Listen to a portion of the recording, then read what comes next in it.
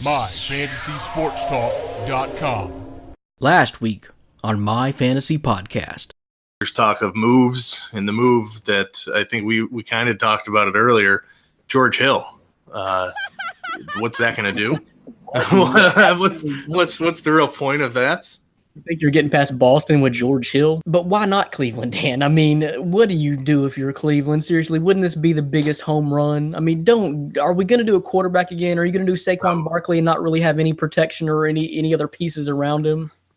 Probably, yeah. I mean, I think that's probably where Cleveland's going to go. Whether it's Barkley 1 or Barkley at 4, I think Barkley's going to go to Cleveland unless maybe the Giants take him at 2.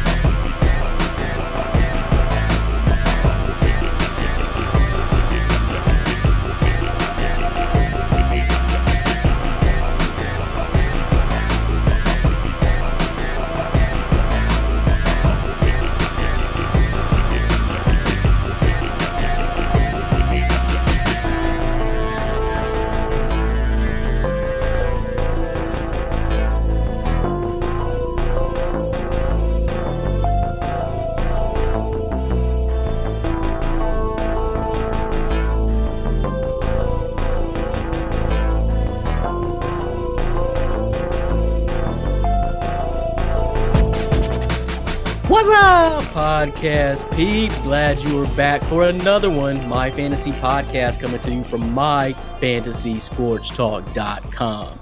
Give yourselves a round of applause for joining us every single week, and that audience keeps growing. I love it. I love those views we're getting on the podcast each and every week now. So the audience base is expanding, and I love it. I'm one of your hosts, Brandon Reed. That other guy I'm going to pitch it to is Dan Shaw. What up, Dan? What's going on? Ready for another great show, and as you said, increased listener base, increased platforms now. Thank you for listening to us. If you're listening to us on Stitcher, another platform. Look at that applause! Oh, thanks, Brandon.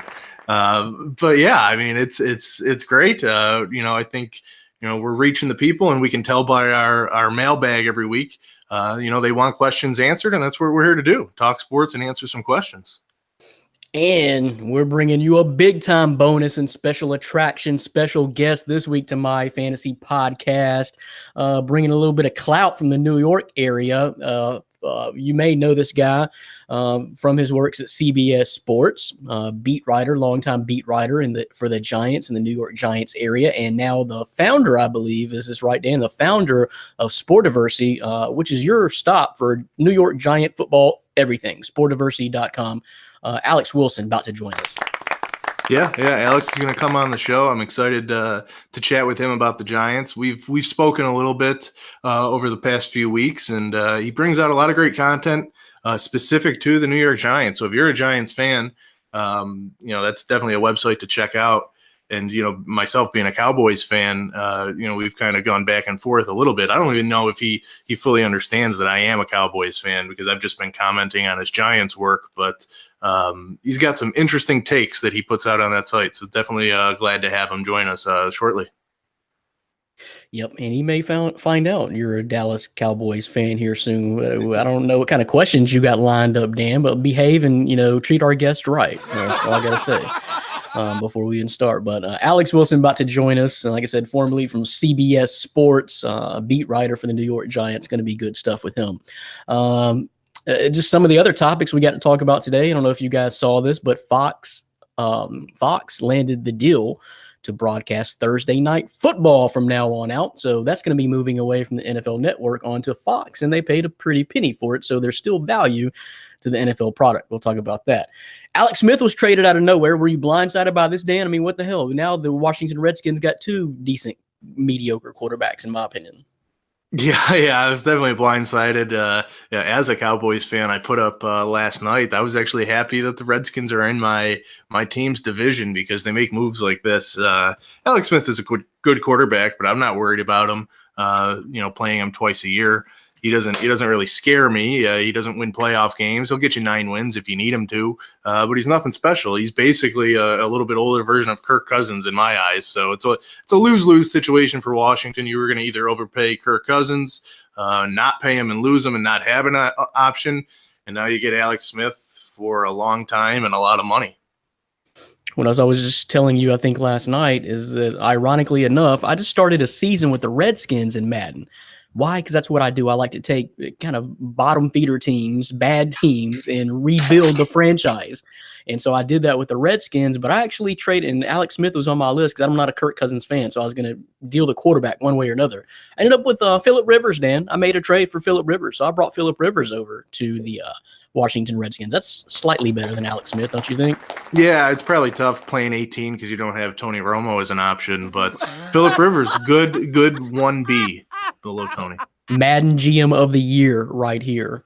So, yeah, constructing that team, I'll let you know how it goes.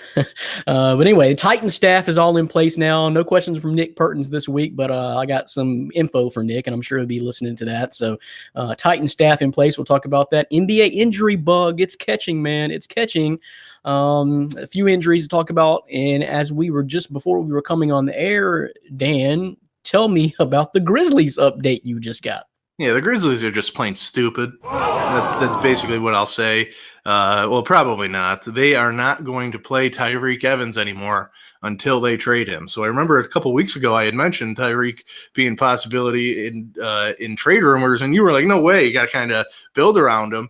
Because he was playing so well, but I mean, I still feel that way. I mean, that's what we've been lacking for years, a true scorer. And he's a hometown guy, right? I mean, he went to Memphis.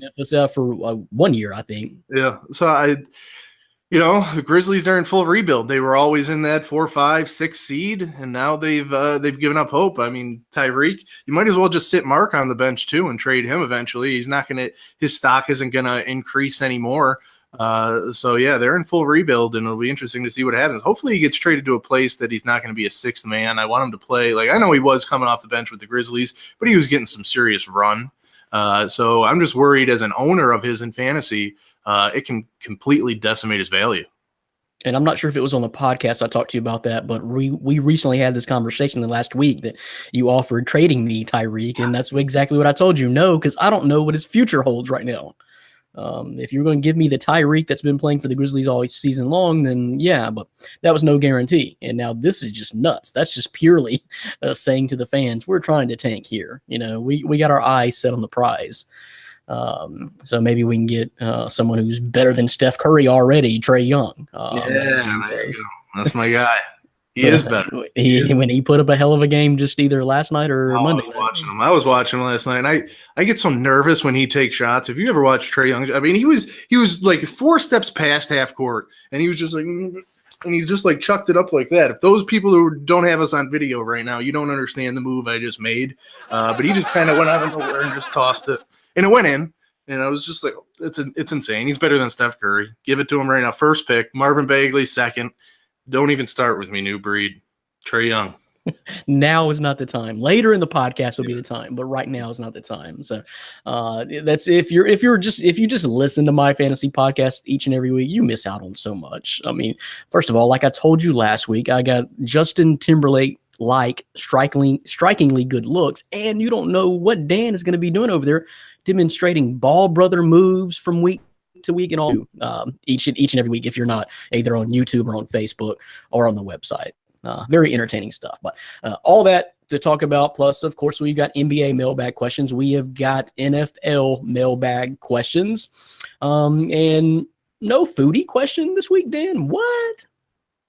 Yeah. What's up? Don't be looking at me. Ask the audience there. Nobody submitted a food question. We had a solid, I think, a month straight of shows with some food questions, and that's all right. I got you. I'm gonna take care of it, Dan. I got a surprise for you. I'm gonna take care of it on the back end of the show. So don't you worry about that. We'll get it in. But anyway, all that to talk about. So much NFL to get to. So let's bring in our man Alex Wilson here and talk to him a little bit. But Giants talk is relevant. Some of these we got mailbag questions here. We talk about the Cowboys, which are in that division. So maybe Alex can help us out a little bit there. We got draft questions, which also pertains to something we're going to ask Alex about the Giants. And by the way, Dan, I know you haven't heard this yet, but our highlights leading into the podcast, I ended it with you talking about if the Giants possibly take Saquon Barkley at number 2. That's how I ended the highlights from last week's show. So very relevant there leading into Alex Wilson talk about the Giants. So what are they going to do? We're going to ask him and see what the sentiment coming out of the Giants area is. You, Dan, how much talk do you really hear about the Giants being in the Buffalo area? Is it big? I mean, what team is really the team to follow there? You got 3 really with Jets, Giants, and Buffalo. Do you get much Giants talk in your area, in your immediate area?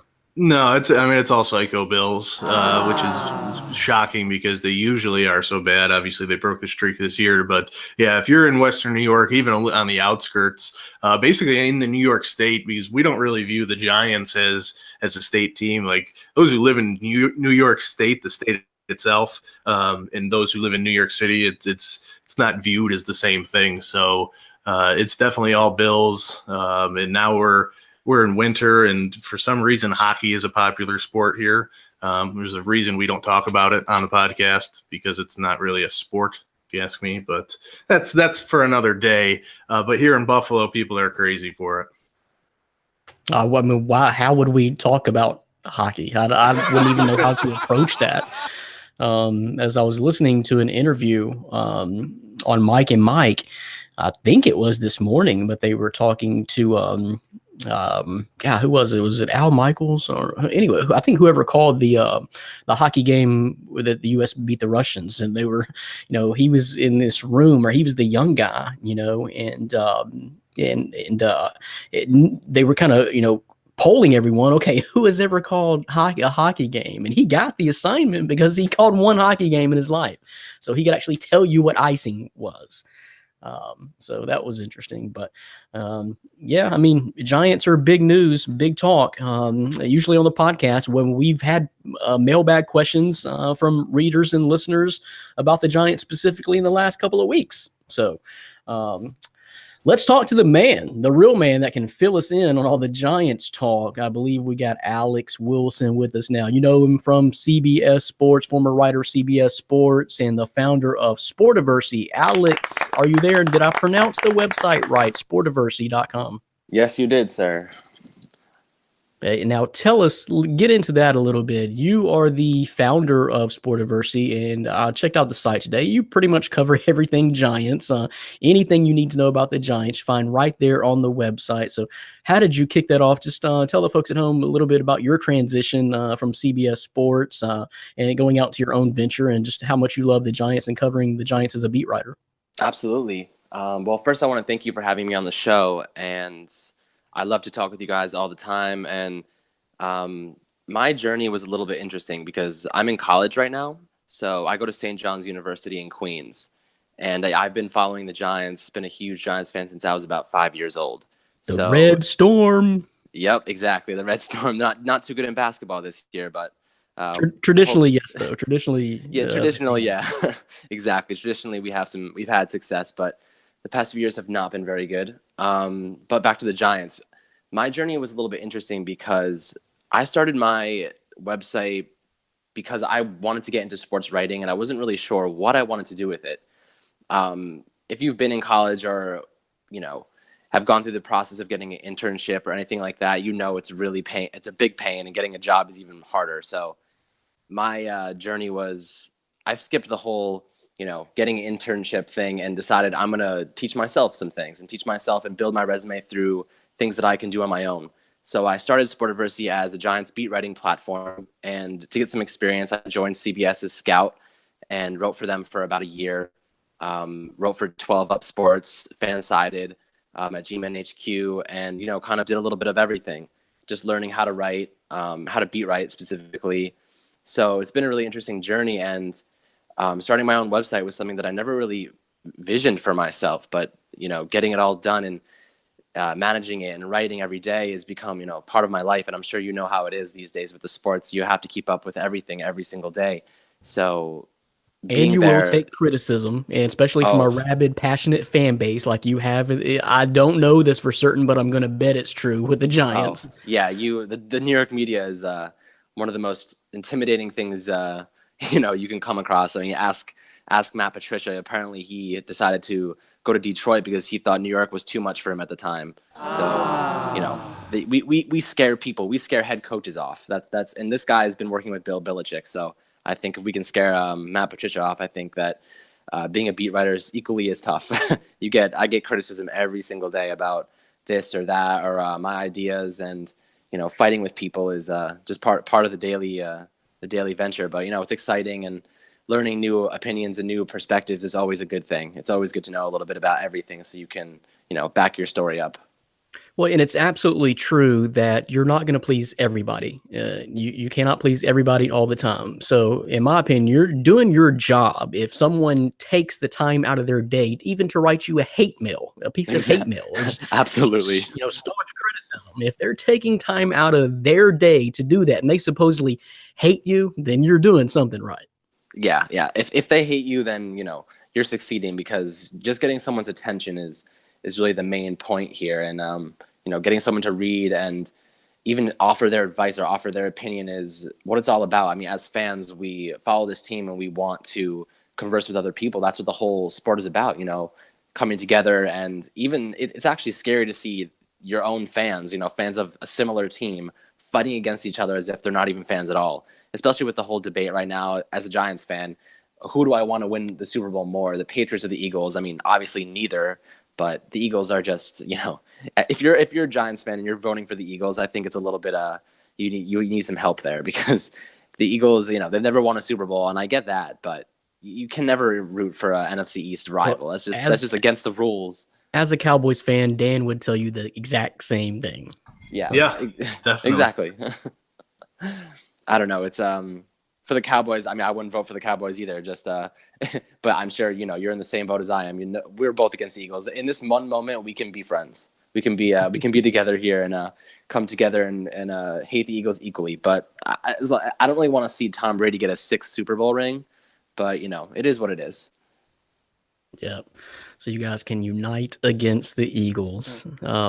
But yeah, it's crazy, man. It's absolutely crazy. But criticism is still coverage. You're not gonna, like I said, please everyone, but as long as you're talking. And some of the people take these things too personally. All we're doing is giving opinions. That's what everyone does. That's really what most of Facebook is these days. So I mean, you're giving your opinions, but.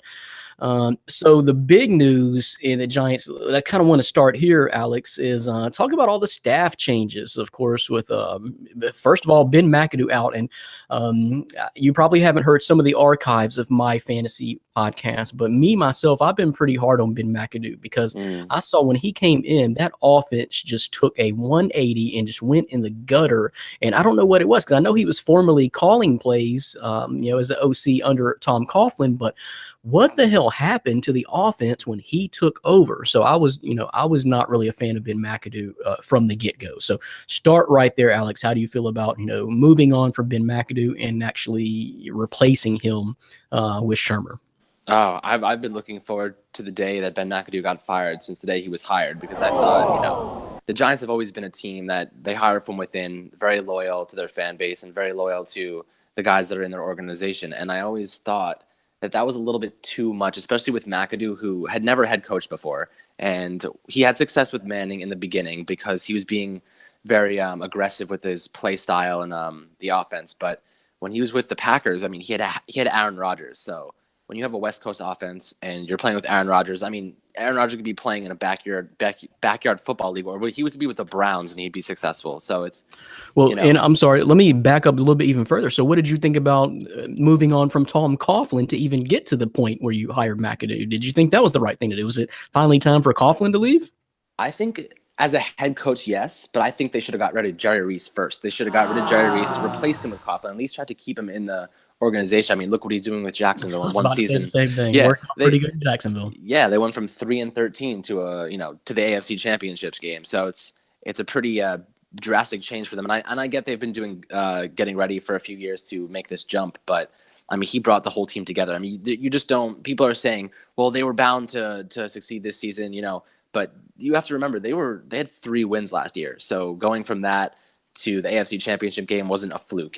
Obviously Coughlin holds a standard, and when he was with the Giants, he was a discipline. He was a guy that brought in a disciplinary way of going about things, and he kept everyone in shape. And was his relationship with ODB maybe a little bit of the reason why he was pushed out? Because that seems to be an issue now with every head coaching prospect. How's he going to get along with Odell Beckham Jr.? I mean, is he really running things in that locker room? I mean, he has an influence. He's one of the best players, obviously, but I think I actually wrote an article today about Danny Amendola on the Patriots. He was saying how Odell Beckham Jr. and Shurmur are going to get along really well. Shurmur kind of brings a family-oriented approach to his coaching ability. So he likes to, he brought Amendola in for like a family dinner with his whole family and other players. He makes it really, personal. So he gets the player to, build a rapport with them, and he has them basically respect him, and he respects them, and it's a mutual thing. He builds mutual respect, which is exactly what a coach should be doing. But he's also going to maintain the discipline. And, just like Dave Gettleman said a few weeks ago, he said that, when they brought in Shurmur, it was because he was an adult, which I took as a shot at Ben McAdoo, because, I mean, the guy lost the entire locker room in less than half a season. So, yeah, like what does that say about him? And now you have Shurmur coming in. The guy is, he's a disciplinary guy, and he's going to run those guys like Tom Coughlin did. He's like a younger Tom Coughlin. I really see him building a culture there that's different. Gettleman's really strict, really on top of everything. So I think that's essential for the Giants, and moving forward, it's going to help them, because the entire face of the organization just fell apart, with Eli Apple doing whatever he was doing, talking back about the coach in the locker room, and, Odell Beckham Jr. peeing celebrations, and Landon Collins and people getting suspended on a weekly basis. And Eli Manning's, the whole benching of Eli Manning was just a disgrace to the organization. Well, and when you live in New York, that's a very fine line you have to walk. I mean, not only of the temptations of living in the Big Apple, the big city like that, but again, like you mentioned before, the media criticism. So you have to walk a very fine line with your actions off the field and everything you do. Like, look at the Florida trip the guys took before the playoff game last year. And I think there was something to that. You might have wanted to be studying a playbook, or, at least concentrating on this game and not chilling in a yacht in Florida. Exactly. Yeah. Concentrating on the wild card matchup should have been a priority. I don't understand why, having a few beers on a boat in Miami was a good idea. You were about to have the whole summer. Yeah, exactly. The whole summer. It's almost like they got to the playoffs and were like, all right, we did it. Now let's enjoy our off season. Let's get out of this before it even starts. I guess they were a little bit too afraid of the cold this time around, but that's the way the game goes, I guess. It's bad optics for sure, especially ended up losing, like they did. It was just very bad optics. It was bad on McAdoo too, because McAdoo couldn't even get his players to stay in shape. And I mean, to be honest, I mean, the defense was the main reason they made it to the playoffs anyway. So right. Like you can assume that Steve Spagnuolo had his defense in shape, but Ben McAdoo couldn't even keep his offense or his receivers from going and partying the weekend before, the playoff game. Well, and to a certain degree, I think that's a little bit of why they fell apart this year, is because I think the pieces were their own defense, but you got to have a little help from the offense, and it was just completely not there. So, but the new organization as a whole, what do you think about it with Shurmur coming over, the Vikings OC?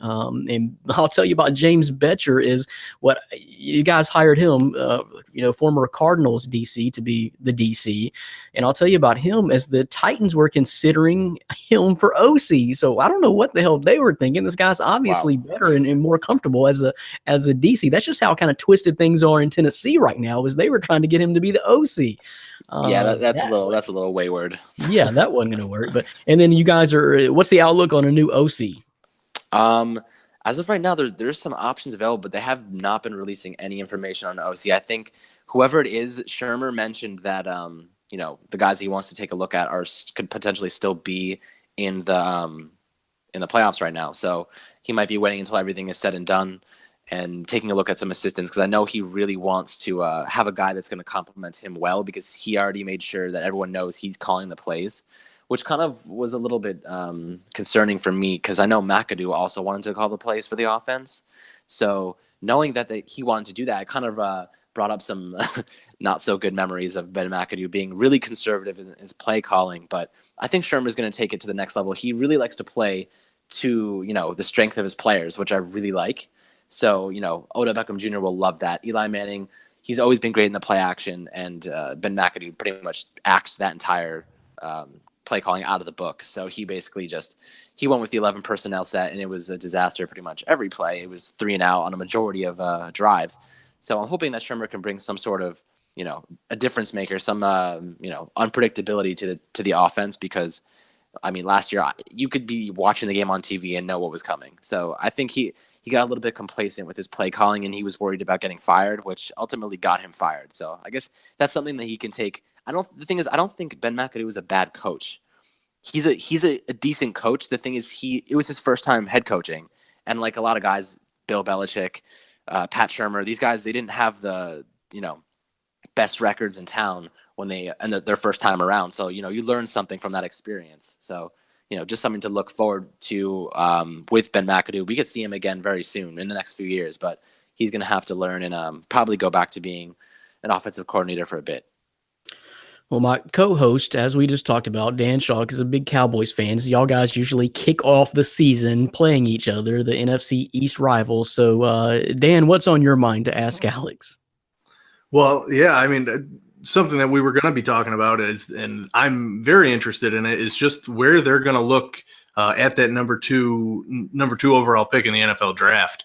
I know Alex and I are both, in the same type of Giants groups on Facebook, so we're getting hit with a spew of ideas and thoughts, and some to me are crazy, some make some more sense. But I want to know where Alex's head is at on this draft, whether you are going to draft a quarterback 2 overall and groom for the future, which I think personally is a mistake.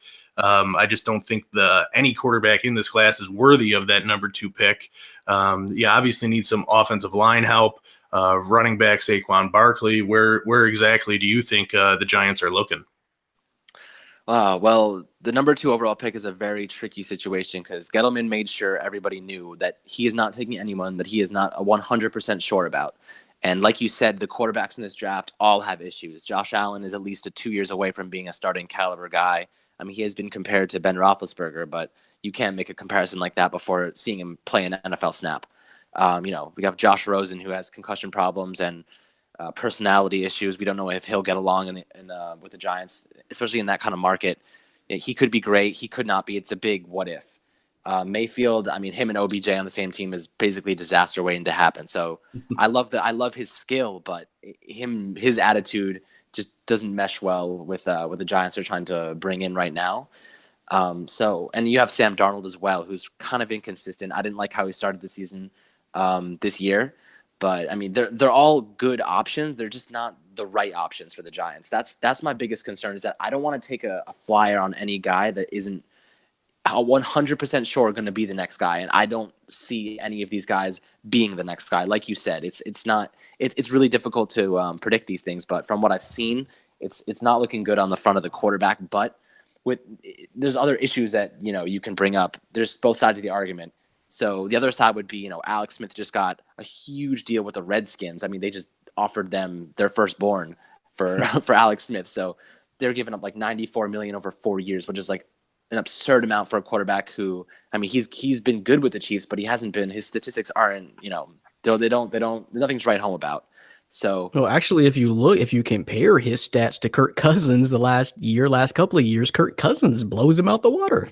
Exactly, and I mean, it's tough to call because the Redskins have had a very good offensive line the past few years, so he's had the protection to basically, show what he can do. But I'm sure Kirk Cousins is going to get his money on the market this year. He could go to the Jets for all I know. I mean, I could see him being a good fit on the Jets, but but what I'm trying to say is the quarterback situations now, teams are paying big money for guys like Alex Smith, and that raises concern for teams like the Giants, who are about to move on from Eli Manning, and they need to secure a franchise quarterback, and coming across a guy that's even above average is tough these days. So it's more or less, do you take the chance now that you have the number 2 pick? Do you take the chance grabbing a quarterback and hoping he develops properly, or do you wait and run the risk of losing out on that opportunity? But personally, I think the Giants go with efficiency in this draft. Saquon Barkley obviously is a value pick. He's a skill player, somebody that can come in and help the offense immediately. But is he now going to help? you're having to try to figure out what the hell Cleveland's going to do at 1. Exactly. Yeah, and they have 1 and 4, so it's a tough predicament right there. They could decide to move up, and who knows what the Browns could do. I mean, they have a whole new management staff coming in, and they could shake things up a lot. So I think Saquon Barkley is a great pick, but is he going to offer the most value to the team? What I would do personally is I would take that number 2 pick. I would trade back, stockpile a few picks. You could even get another first rounder for a number 2 pick. You get another first round next year for that. So let's assume they get a second rounder and a future first rounder. They could take that pick, move back, take an offensive lineman because they need to address the offensive line, and they don't have the cap space. They have about $23 million cap space, and that's not enough to address all the positions, especially with OBJ's mega deal coming up. So those are things to factor into the equation. And I think with the second round pick, they have the second overall pick in the second round as well. And if they add another pick, they can take a linebacker because they need linebackers. They can get Rashad Evans out of Alabama, who looks fantastic if he drops. Well, and what I read too, James Betcher is going to try to implement his base 3-4 defense. So it's a little bit of a scheme overhaul too, which you need to really beef up and have really good skilled linebackers to really run that properly. Exactly. Yeah. So that's an essential piece to the defense, especially if they're going to try and transition to the 3-4. Making sure they have appropriate linebackers to fill those positions. I mean, I don't know what they're going to do with JPP, Olivier Vernon. These guys have guaranteed money out the window, so it's going to be tough to call what they do with these guys. They could make Olivier Vernon a potential outside linebacker. They could try and transition him into more of a speed player, more of a guy that can drop back in coverage. I don't see him as that, but if they're going to try and make that transition to 3-4, they're going to have to sign linebackers, like you said. So we can assume that they'll take one in the draft, and they'll allocate some cap space to fixing that problem, because right now they have Jonathan Casillas, he was good. He's a great leader, but he's not the best player. So you have to take that into consideration moving forward. I think they should keep him on a veteran deal, but I mean, he shouldn't be a starter. They have Keenan Robinson, who's been injured basically every season. And they have Devin Kennard, who's a great 3-4 linebacker, and they should definitely keep him for the future if they're trying to transition. But trying to kind of take this whole team and turn it around in one season is going to be a tough move. I wouldn't expect the Giants to be, a Super Bowl contending team next season, despite all the talent that they have. Because it's a building process, and when you rebuild like this, even if it's not the personnel and it's more the coaching staff. The players have to learn the new system. They have to get accustomed to the new coaches. So it takes a season for to break it all in. So I think that we could see them potentially going maybe, 8-8 next season, 9-7. And that's kind of to your point. That's why I've always been kind of against teams like the Cleveland Browns, switching coaches every 2 to 3 years, or even like Marvin Lewis this year, and making the decision not to fire him, because sometimes you just need continuity. I mean, and I understand that Marvin Lewis's record is not the best, but you could be pretty bad without them. At least they're keeping their head above water, so to speak, with them, with that continuity.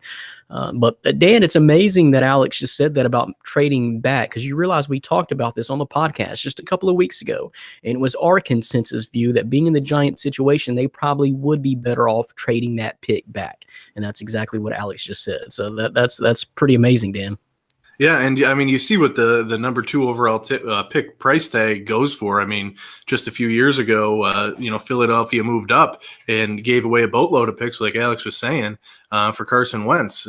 So you're always going to see these types of, maybe a quarterback needy team is going to reach for one of these prospects, and the Giants are probably going to be there waiting, looking to accrue those picks, because if you can add, multiple top 100 players in a single draft, I actually feel that's better than that top 5 guy that you may get, because if it's a miss, you say goodbye to that. But if you can accrue multiple pieces to add to your team, that's ultimately what's going to make this turnaround a little bit faster. I agree. The efficiency is the main point here, and that's what I'm trying to preach to a lot of people on Facebook. Always, are fighting with me about this. We need a quarterback. Eli Manning can't play forever.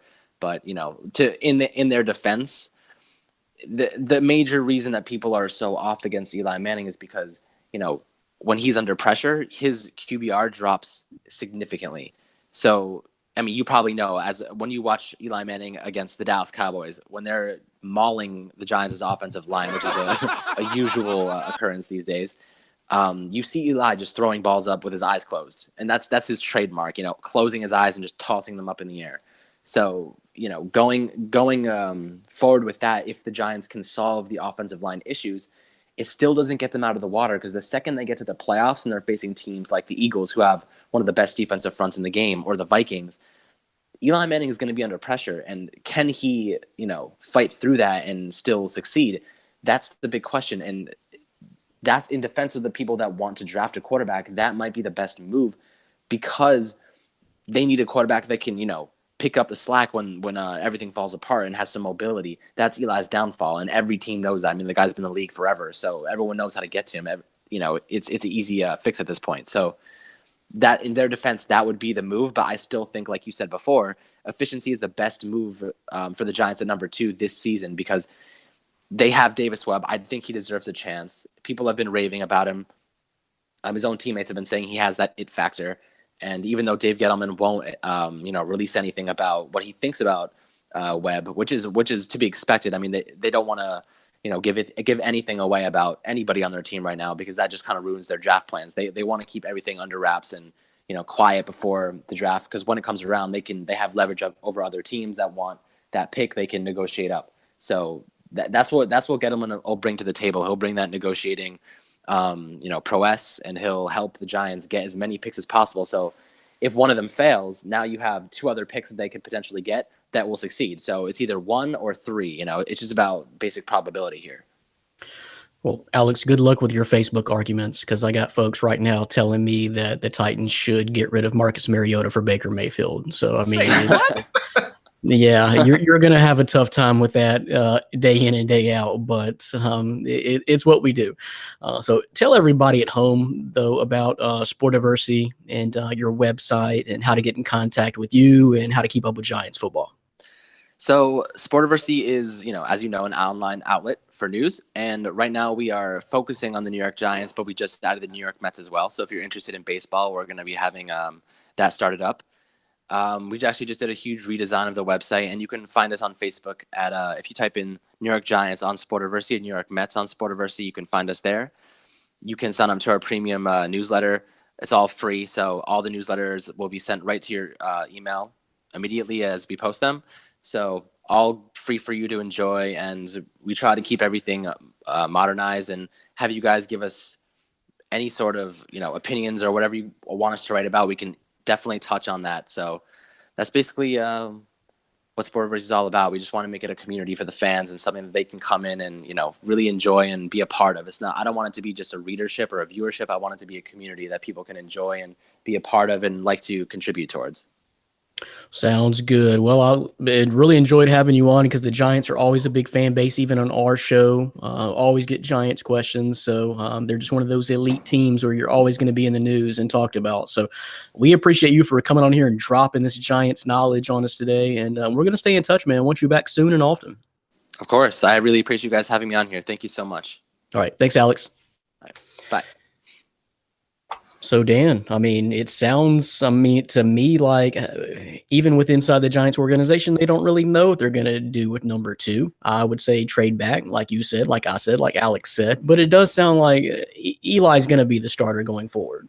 Yeah, I think that's the smart decision. I mean, you don't want to.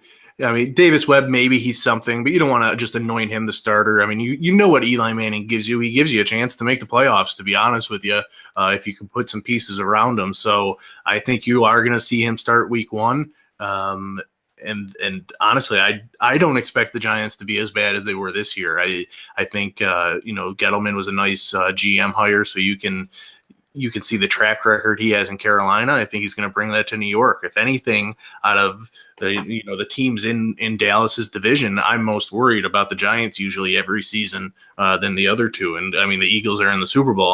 I've been writing them off all season, and I'm still writing them off coming up this week. So it'll be interesting to see. And that was a great interview. Alex gave some great takes on Giants football.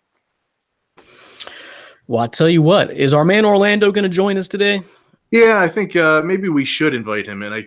Orlando. Yeah. Kind of, Alex is dropping all this Giants knowledge on us, and forgot all about our man from San Ann. He could just be hanging out with Kawhi Leonard because he's not playing basketball. So he's got a lot of free time on his hands. They need to call Tyreek Evans because he ain't playing basketball. That would actually be a good pickup for San Antonio. Look, I don't want to get rid of Tyreek. We don't really have any Grizzlies conversation on the show, and I don't want to get sidetracked from everything else we got to talk about with NFL. But don't get rid of Tyreek, guys. We need that type of score that we haven't had. We've only had two guys like that really in the last 10 years, Rudy Gay and maybe OJ Mayo a little bit had flashes, but you got to have that kind of guy. It's what we've been missing the last 3 or 4 years since we've been good. No, don't get rid of Tyreek, man. That's stupid. Let's just call it a season. Get the picks we can get, and do it all over again next year. So we'll bring our man Orlando Torres in here and wrap up this conversation with Alex Wilson about the New York Giants and talk some other things. We got the Fox landing the Thursday Night Football deal. The Alex Smith trade, we'll dive into that a little bit more. And the Titans staff is now in place. All that coming your way next. You were listening to and watching My Fantasy Podcast from myfantasysportstalk.com. I am Brandon Reed. Dan Schalk is there, and our man Orlando Torres is here. Hey, Dan, one more avenue to listen to My Fantasy Podcast starting today. Stitcher. Yeah, I give you guys stitches in fantasy sports in every league that we're in. So why not listen to me give you stitches on Stitcher? I just thought of that right now when you were throwing that, Brandon. You like that? I like it. That was a BBB response. That was true balling. My boy's getting stitches. There we go. It reminds me of the piece of hate mail you got either last week or the guy was talking about bitches get stitches. Like, no, a-hole. Actually, it's snitches get stitches, but sure, go with your saying. But yeah, good one, Dan. Good one, man. Orlando, what's going on in San Antonio? How's it going, brother? Over here, same business as usual. Man, it's 58 degrees here. I'm loving it. It's like I'm about to go outside in shorts and try to get a suntan a little bit. Get ready for spring break out here. 58, it's tropical. Yeah, that's what I'm trying to do. It's 60 degrees. I'm in a hoodie. Dan's probably laughing at me, but I'm ready for this warm weather, man. I'm ready to jump into the river. It's snowing outside right now. Take Kawhi with you. Maybe Kawhi could use some aqua therapy or something. I don't know. Yeah. But we just wrapped up our conversation with Alex Wilson for Sportiversity. A lot of Giants knowledge there. But what I kind of want to talk about now with you guys is I know you probably saw that the Thursday night games were up for grabs, contract negotiation, moving away from the NFL Network. They will be on Fox now going forward. And my point earlier today is all the folks criticizing the NFL, boycotting the NFL, whatever, ratings are sliding, but that's a misconception. That's a little bit skewed here because Fox paid $660 million for 11 football games this upcoming season. The NFL is getting paid an average of $60 million per game broadcast by these networks. So the NFL is healthy, the NFL is strong and making a ton of money. What did you think about the move, Dan? Because to me, arguably, this is the worst game of the week. The Thursday night game typically has been really anyway. So if the worst game is getting $666 million into the pockets of the NFL is doing okay. Yeah. I mean, I actually put an article up on the site when all of them had submitted bids for the game. You know, I'm not really surprised Fox came out. Obviously, one of the major networks was going to. I am a little bit surprised at the number, but ultimately, I could care less. I don't really watch Thursday night games unless my team or is playing, or I have a lot of fantasy players being impacted. Other than that, I could care less Thursday night. So good for Fox to get it, but it doesn't mean too much to me. If I'm gonna watch it, I will, but more than likely, I probably won't. That's the one game each week that I really don't care about. Well, and I kind of feel that way a little bit about the Sunday night game, just because in the Thursday night game, to me, kind of feeds into the oversaturation of pro football. Because I'll be honest with you, unless it's a very, very tough, compelling, really good A+ matchup on Sunday night, I don't even watch the Sunday night game, because at that point I'm done. I'm like, okay, I need to do something with my day besides watch football all day long. So I don't even really tune into the Sunday night games unless it's just a really killer game. It's too much, man. It's just too much. But the Thursday night games seem to be the weaker of the games, honestly, and the players hate them. I'm not even sure why you do this. And if you start expanding overseas into Europe, I'm not sure how you're going to do that logistically. It's just too much. But I think the NFL is doing okay. Big time dollars right there. So the advertisers are buying in, or Fox wouldn't be offering this kind of money for it. But Orlando, how do you feel about this Thursday game being moved to Fox? It doesn't make a difference to you. Do you typically watch? Well, first of all, I'm depressed because now I go from seeing Tony Romo just 2 times a week to only 1 time a week now. Thursday night. That is true. So if you ask me in that regard, yes, I am a little depressed now. But me, I'm always watching Thursday night. I think this year, compared to the other seasons, some of the Thursday night games were typically a little bit better than they have been in the past. There were some close games, like that Rams and 49ers game from early last season. There was a couple good games. Typically, I know a lot of the fans hate them, and the players as well. But if there's football on, I'm always watching. Same thing with Sunday. It doesn't really make a difference for me what network is on. But I'm gonna keep watching, and it was a good move for Fox. It was a little bit surprising. Way to think outside the box, Orlando. I'm sure Dan is very proud of you there. He probably hadn't even thought about that. But what Orlando doesn't know, Tony Romo's already been mentioned multiple times on the show. Who would have thunk it? Remember, or just to fill you in, Orlando, Brandon was going to create a player in his Madden franchise and name him Tony Romo, and we were just chatting about that for a little bit. But yeah, Tony Romo. I knew deep down Brandon loved Tony Romo. It's okay, Brandon. Go back and listen to the transcripts, Orlando. It's not at all what I said. Not even close. But anyway, I'm glad you guys snuck your Tony Romo talk in. But yeah, big shake up there is, yeah. How do you think the NFL Network feels about this? I mean, they're partners of the NFL and they're losing the game. So now, they're just strictly, shows in coverage and, examination type panel shows, right? Well, I think they still got the games like on Christmas Eve, right? And maybe they have like one Thanksgiving game. I'm not sure they do, but I mean, other than that, I think that's all they have. Unless anything's changed. Was that not part of the Thursday night deal, though, the Thanksgiving one? That's right, Thursday night. So it's probably just a Christmas Eve game. Unless that was part of the CBS deal, too. I'm not too familiar with that. As long as they still got Red Zone, I don't care because that's all I watch. And that's another argument I have as far as if you want to say ratings dips, because I don't watch games on – I know you guys do because you're big Cowboys fans, so you're probably turning into the CBS broadcast when the Cowboys are playing, but I don't. I don't watch full games on a network. I'm tuning into the Red Zone all day long. That's how I watch football. That's how I consume football. So is above average football fan like myself that watches every Sunday.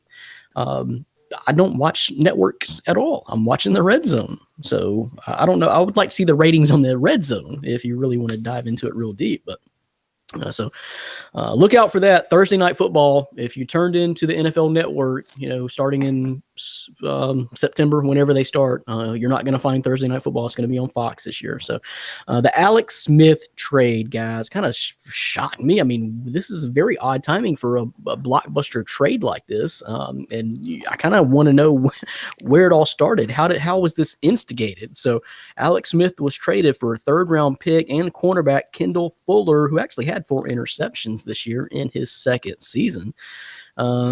But Dan, as I was talking to you and Alex about earlier, is that here's the numbers I was looking for. So Kirk Cousins is 29. Alex Smith is older. He's 33. 4,000-yard seasons, Cousins has had 3, Smith only 1. Total TD passes the last 3 seasons, Cousins has 81 to Alex Smith's 61. So, and the Redskins just traded out quarterbacks. So what do you make of it, to talk a little bit deeper about it, Dan? Does this make any sense? And now what happens with Kirk Cousins? And I just heard that the Browns, I guess the Chiefs were actively shopping Alex Smith. They're sold on Patrick Mahomes now. So they were, I guess, kind of shopping Alex Smith to begin with. The Browns wanted him really bad and were not able to pull off a good enough package, or I don't know if Alex Smith just said, but he winds up in Washington. Weird, man. Yeah, I mean, that's a terrible move by the Redskins, if you ask me personally. I mean, I'm not a fan of Kirk Cousins at all. I don't think he's an average to above average starter in the league, but he's not going to win a Super Bowl. He's not going to win you a playoff game. But Alex Smith is not. I mean, he's just not that good. And for the amount of money that you gave him, and out of all of it, the whole trade, what I hate the most that the Redskins did is trade away Kendall Fuller. He's a stud. He's a stud cornerback. He might not put up great numbers, but analytically, he grades out. He was the number 2 ranked slot corner in all of the NFL this past season. He just has this potential to be a shutdown cornerback, and you just give him away along with a draft pick for a soon-to-be 34-year-old quarterback. And isn't that a brilliant move by KC? Because that's kind of what they were lacking this year, and now that kind of puts them back in the thing. I mean, that's what Kansas City does. They're known for that defense, that ball-hawking type defense. And then you'll have Eric Berry coming back, hopefully healthy. And then to add a guy like Kendall Fuller, we're back. Yeah, pairing him with Marcus Peters. They have another young cornerback, Steven Nelson, out of Oregon State that I like. You can draft another one. I mean, that Chiefs defense they have a lot of talent on it, and this only added to it. So I love what the Chiefs did. And not only that, but the Chiefs trade, as you said, it allows Patrick Mahomes. This is his team. And this was my number 1 quarterback in the draft last year. I think he's going to be a stud. He's a gunslinger. I comped him to Tony Romo, and I think he is going to play like him. I mean, I'm excited for this Chiefs team. What is he doing in practice to sell them? Because they got sold hard on this. I mean, because they made the playoffs this year, and Alex Smith's numbers aren't great, but I mean, he's been keeping you afloat and doing the job, I guess. And Mahomes didn't get a whole lot of playing time. Just a few snippets here and there. But what is he doing that's got them completely sold? We got to move right now. I think a lot of it is they know what they have in Alex Smith. Alex Smith is a solid regular season quarterback, and he doesn't do terrible in the playoff games, but he also doesn't give you that extra it factor that you need to win. You see Tom Brady make those game-winning drives. What did Alex Smith do with the Titans? I mean, he let that lead kind of go away. You can blame part of the coaching staff, but I think their belief in Patrick Mahomes, even before he stepped on the field as a Kansas City Chief in practice, they drafted Patrick Mahomes with the intent of not only starting him the second year, but they believe he's the guy that has that it factor. He's a gunslinger. He's going to take chances. Yes, he may lose you ball games, but he also has a chance to carry that team on his back and be a franchise quarterback. I'm not going to say Alex Smith is a franchise quarterback. So I just think they see Mahomes as the guy that can get them to not only a playoff victory, but lead them to multiple playoff victories in one season and en route to a possible Super Bowl. And I think Mahomes is that type of quarterback. Obviously, they were sold. So the other part of the dilemma, Orlando, is now what do the Redskins do to move Kirk Cousins? What are you going to do? I mean, and you already have Alex Smith sitting there. So I think Kirk Cousins' value sort of dips because teams now know that you have to move Kirk Cousins. I mean, you're not going to keep him on the bench, right? No, they're going to have to look at it's going to get pretty interesting. You're going to look at a team like Minnesota, possibly. I mean, but they got 3 quarterbacks in themselves. Yeah, I heard their name brought up. Like, why do they need 4 of the same quarterbacks? Isn't Cousins a free agent? Like, they franchised him this late year, so he can sign anywhere. He's not even. Oh, I guess that's true. He's not even. They franchised him like for the 7th straight year. Yeah. So he can sign anywhere. Yeah, they're possible. I've heard Cleveland. So I mean, there's a bunch of possible teams that he could go with. But yeah, I know when he's staying there as a Redskin. It's gonna be interesting to see where he goes. But I have heard Minnesota being thrown out a lot. Yeah, so that problem solves itself. Yeah, he's a free agent because seriously they franchise tagged him at least the last 2 years, I think. 2 years, yeah. They were actually considering doing a third year, but it was 34.5 Yeah. million. If It goes up every time you do that, and that he would have been the highest paid quarterback in the league, right? Yeah, yep. He would have taken it because he saves money. He still drives his grandma's van. Well, he's actually, I'm not sure his value is that much on the open market anyway. So I don't really know what he was complaining about by these franchise tags, particularly this last year, because what did he make this year? It was like 25, 26, right? Yeah, no, I mean, I think he's going to get paid. I like a team like Denver. I think Denver's going to be in play for him.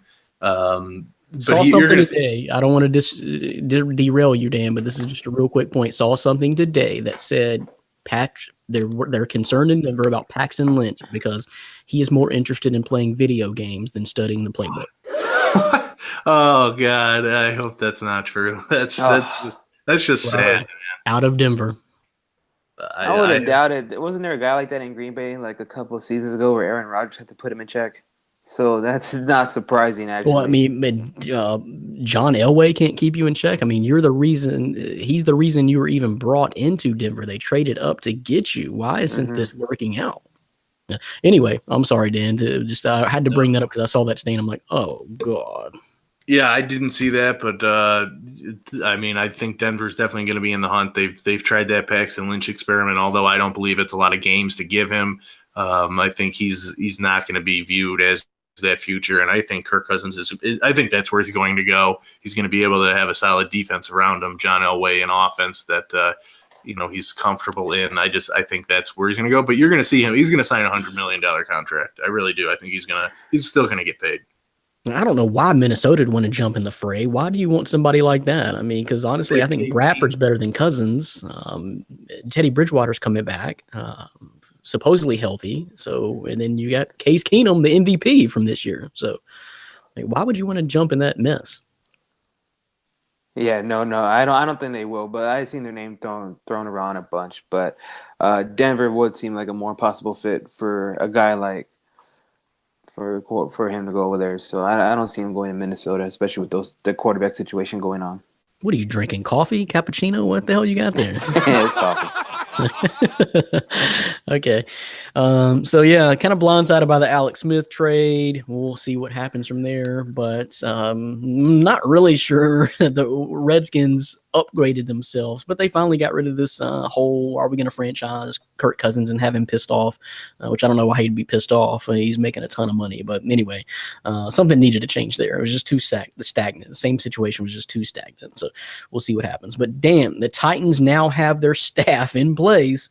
Take it for what it's worth. We talked to Alex Wilson from the New York Giants and sportdiversity.com just a second ago and talking about how they were trying to get James Betcher as their OC, which makes no sense. Not sure he had any experience doing that, but definitely sounded like they'd be playing in the mud again. But anyway, Mike Vrabel's your head coach. They got Matt LaFleur from the Rams, OC now, and then Dean Pease. So get this, what I don't understand. Explain this to me, Dan. You ran off Dick LeBeau to send him into retirement and bring Dean Pease out of retirement and say, you're going to be our OC? Nothing against Dean Pease. I mean, he's from Baltimore, so you had a record of a pretty stout defense there, I guess, in Baltimore. But does that make any sense? Nothing Tennessee has done this offseason has really made a whole lot of sense. I mean, I understand firing Malarkey. That made some sense to me.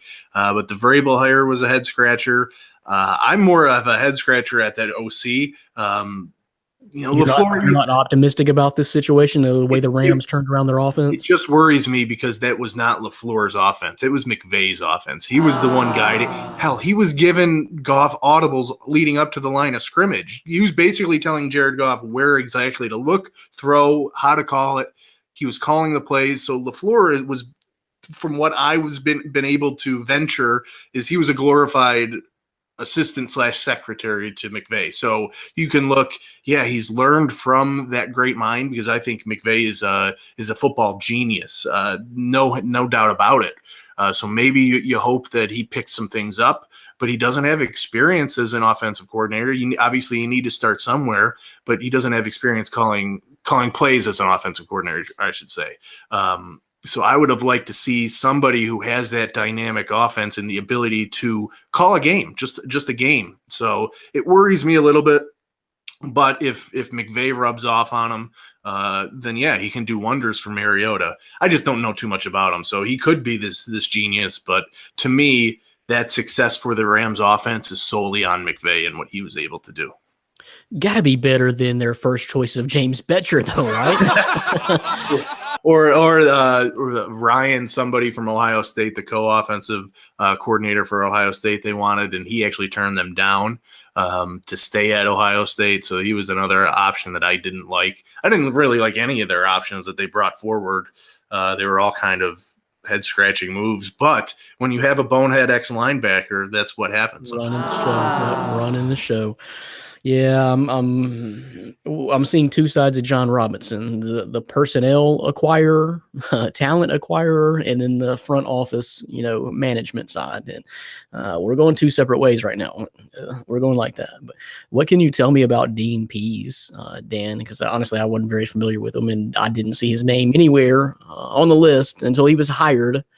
Probably maybe because he was retired, but what can you tell me about Dean Pease? Is it going to be okay? Is it going to be okay? Just tell me it's going to be okay. Yeah, I mean, I don't mind that choice. It was just kind of weird because 2 weeks before this, he said he's stepping away from the game of football. So I don't know. And I mean, it's not like he didn't have a job. So I mean, I don't know if he's very close to Vrabel and is willing to bypass his retirement for a few years to work this out. He's a solid defensive coordinator. I mean, just look at the Ravens defenses and what they've been able to do. So I like the hire. It's just kind of weird how it came about. Don't you get? I still don't understand moving away from Dick LeBeau. Let the only guy. thing is just Vrabel didn't like him, or they didn't, mesh. He didn't like LeBeau's type of scheme or something like that. I mean, it just had to be a type of fit, I guess. I mean, Vrabel maybe wanted to bring in his own guys. And I understand that, but it's one less thing you have to worry about, especially as a new head coach. Let LeBeau keep doing what he's doing. It'd be his third year running the defense, and he's incrementally improved from last year to this year. Was a huge jump. When they went from the 30th ranked pass defense to roughly middle of pack now, had 14th or 15th ranked total defense this year. Why not just let him do what he's going to do until he wants to retire? And you don't have to worry about it. Just get you an OC and just worry about being a head coach for the first time ever. That's what I don't get. And then you bring in a guy who wanted to retire. Like, I don't want to do this anymore. But if you want to give me a check, okay, I'll run your defense. I don't get it. A little scary stuff, Nick Pertins. I'm sure you'll have questions for us next week about this. So, yeah, I don't know, but the staff is in place. So let's move off of football talk for just a little bit. We got our draft prospect profile spotlight coming up a little bit later in the show, and some NFL mailbag questions and some draft questions a little bit later in the show. But we're going to move on and talk a little NBA because a lot of NBA stuff going on, especially on the injury front. Let's do that.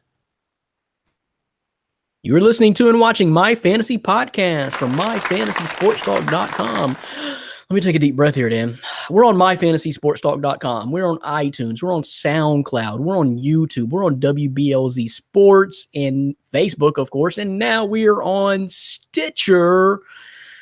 I'm going to have to allow more time on the podcast to get all of our avenues out there to the peeps in all the ways that they can watch and listen to us. But I'm Brandon Reed, the Stan Shalk, and Orlando Torres is here. So great deal working the Stitcher deal. Stitcher sent you an email and said, God, we're so thankful that you guys finally contacted us, been keeping up with you. You're the missing piece to our puzzle here. And like I told you, why would you want to listen to the Joe Rogan Experience when you can experience My Fantasy Podcast? I mean, that makes no sense. So this is long overdue. Yeah.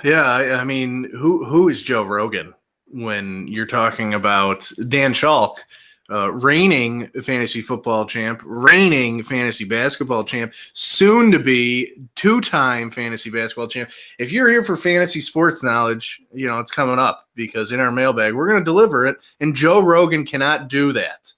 Well, and I don't think Joe Rogan is writing basketball preview pieces every single day and has the ability to make you money. Joe Rogan can't make you money. Dan Schalk is doing that.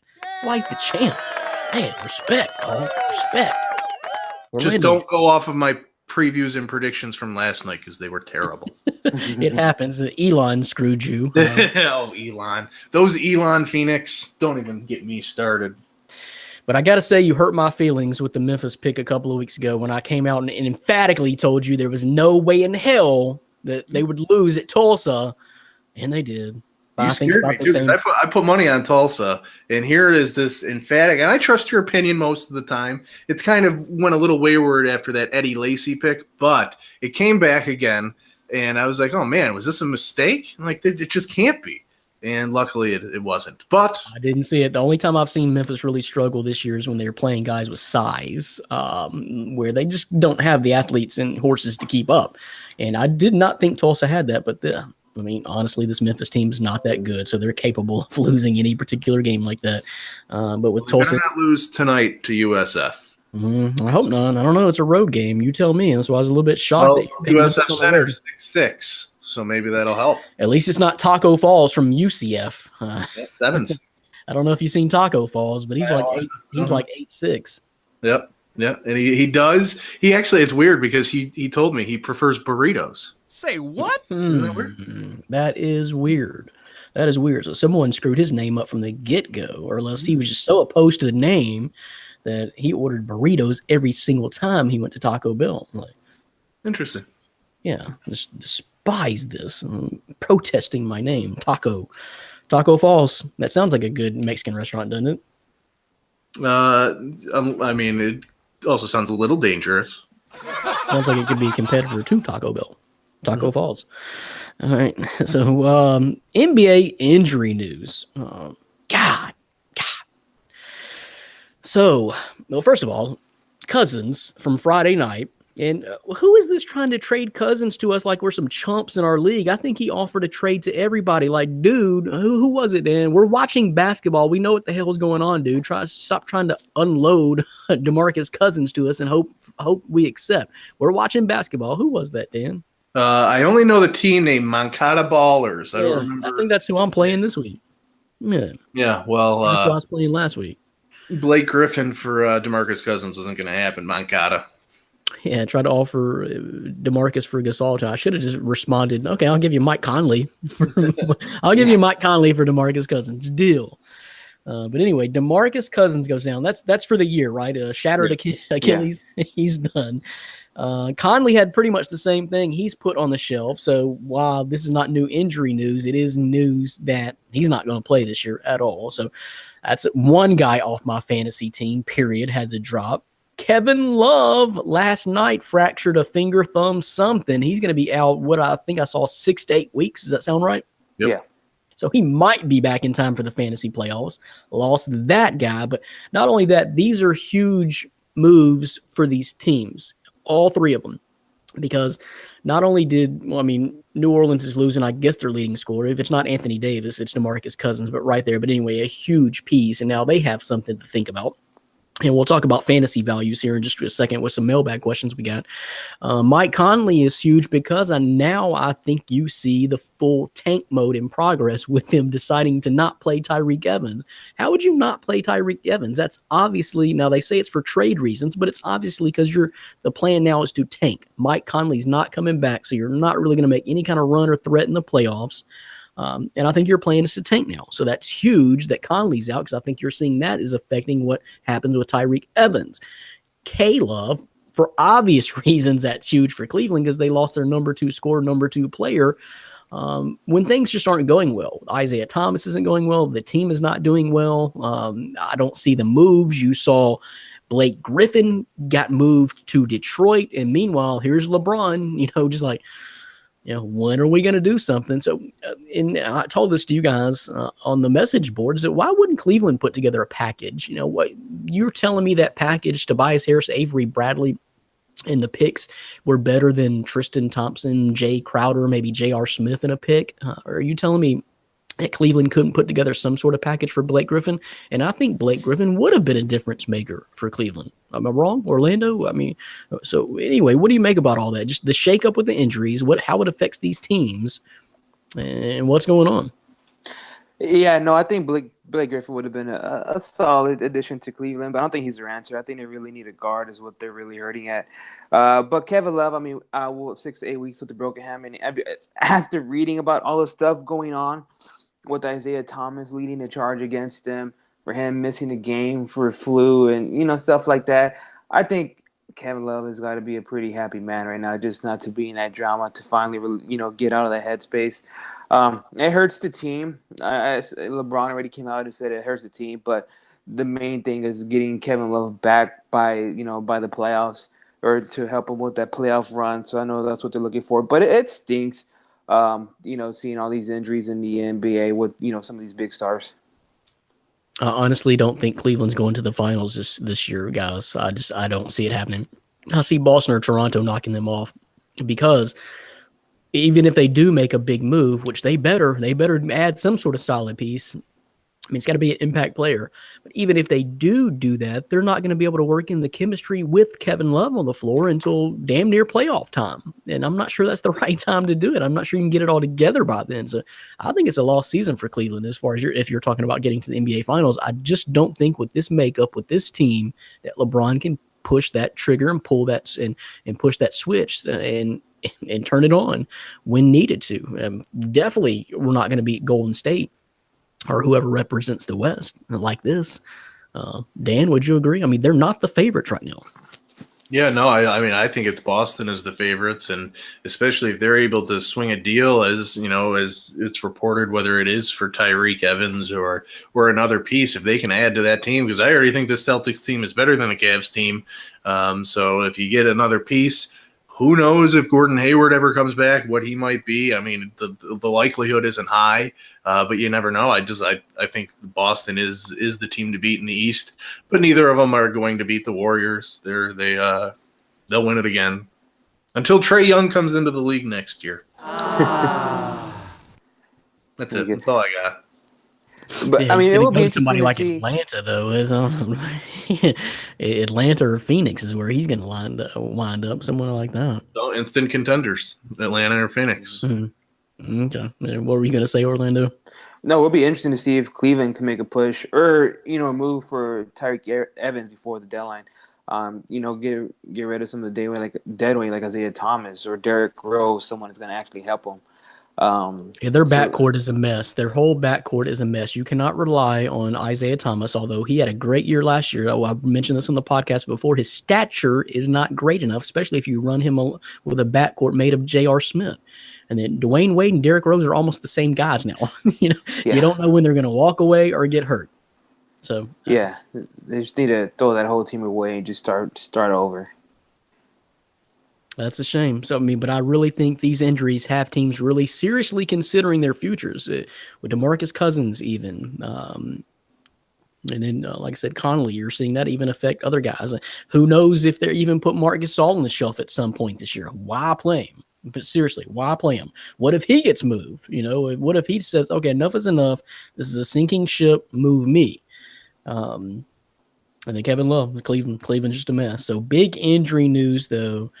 In the NBA, kind of shaking things up. And Gordon Hayward, man, I forgot about him. What if he was involved in this whole process this whole year, Dan? How good would Boston be? We don't know. They're cruising now. But if they had him, if he would have stayed healthy, we may be seeing an elite team there, because Kyrie's balling out. Al Horford is balling out. You got the two young guys, Jaylen Brown, Jason Tatum.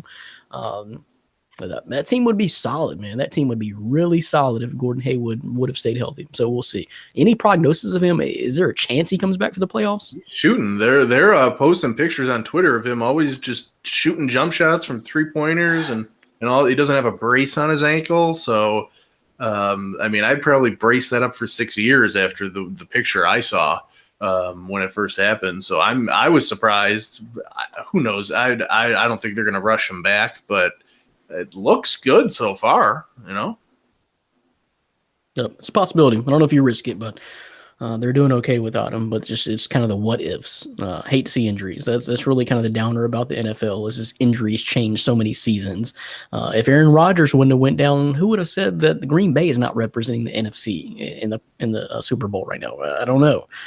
You hate to see that, but big shakeups there.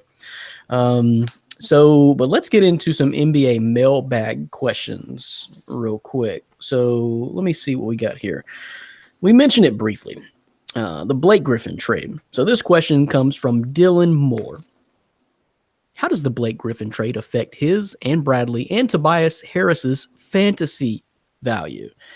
So very interesting question. I'll start it off, and I don't think that it really affects Blake Griffin's fantasy value at all because he was used to playing with a pretty stout, front court running mate and Deion Jordan. He has the same thing now in a stud in Andre Drummond. So I don't think that really affects his value at all. Plus, I don't think that Detroit has the backcourt scoring presence that they did that Blake Griffin had in the Clippers with CP3 obviously before, and now even Lou Williams. Lou Williams is a straight up baller and scorer. He needs the ball in his hands. So Detroit doesn't have that. So Blake Griffin is going to be fine. He's going to get his looks and his touches. Now, as far as Tobias Harris, I think he's going to play the same role, same minutes, same value that he had in Detroit. I don't see that changing much.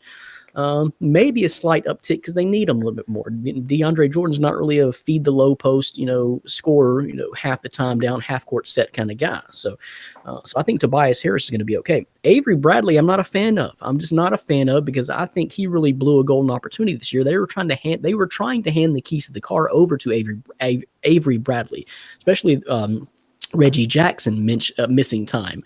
The only other option is Ish Smith. That's really only other solid guard, especially point guard, that they have in that rotation in Detroit. And Avery Bradley did not step up. His numbers are not that bad, but I'm jumping off the Avery Bradley bandwagon, especially with guys like Lou Williams and Milos Teodosic there in the Clippers. So Bradley's the odd man out there, in my opinion. If you're going to analyze those guys, Dan, what do you think about that fantasy value? And Blake Griffin is the guy who he's on your squad, right? Yep. Yeah, I'm vested interest there. Yeah, I think it increases all across the board for all of them. I like just Blake Griffin's going to be the centerpiece now. Not that he wasn't in LA, but I think he's going to be even more of a focal point now. Tobias Harris, he's going to get his numbers. Somebody needs to shoot the ball opposite of Lou Williams in LA, and I think he's the guy to do it.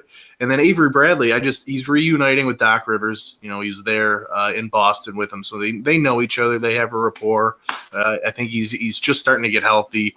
He's dealt with some injuries. He's played so bad in Detroit, it can really only go up. Like you said, Brandon, decent numbers, but his play really hasn't been good. So reuniting with Doc, I just say all three go up or at least stay the same. None of them are taking a dip with that trade. It only plateaus or goes up from here. This could actually be one of the things that's worked out for you this week, Dan, because it actually could increase Blake Griffin's scoring production. Yeah, I don't see that it could hurt because the options just aren't there in Detroit as far as scoring goes. And he was used to kind of sharing a load with, like I said, another big-time front court running mate anyway with DeAndre Jordan. So Andre Drummond's a little bit more skillful, in my opinion, than DeAndre Jordan all around. So we'll share a little bit, but 1 through 3, the absolutely scoring paralysis is not there for Detroit right now. So that actually could work out. Orlando, what do you think about this as far as the fantasy value of these guys involved in this trade now? Yeah, no, I like it. The spot that Griffin did, I think it's going to be a little while before we start seeing his numbers go up right away. He might not even play tomorrow. I think they're expecting him to debut Saturday, but he's still a little bit banged up, so it'll be a while for Griffin. But I think that's pretty good, and they're going to be an interesting team to see when they make the playoffs, because especially when Reggie Jackson comes back, he's very close to coming back. And when they have those three guys, Griffin, Drummond, and Jackson, I think they're going to be a pretty scary team in the East, so that's pretty exciting. Tobias Harris, I think he's a plug and play.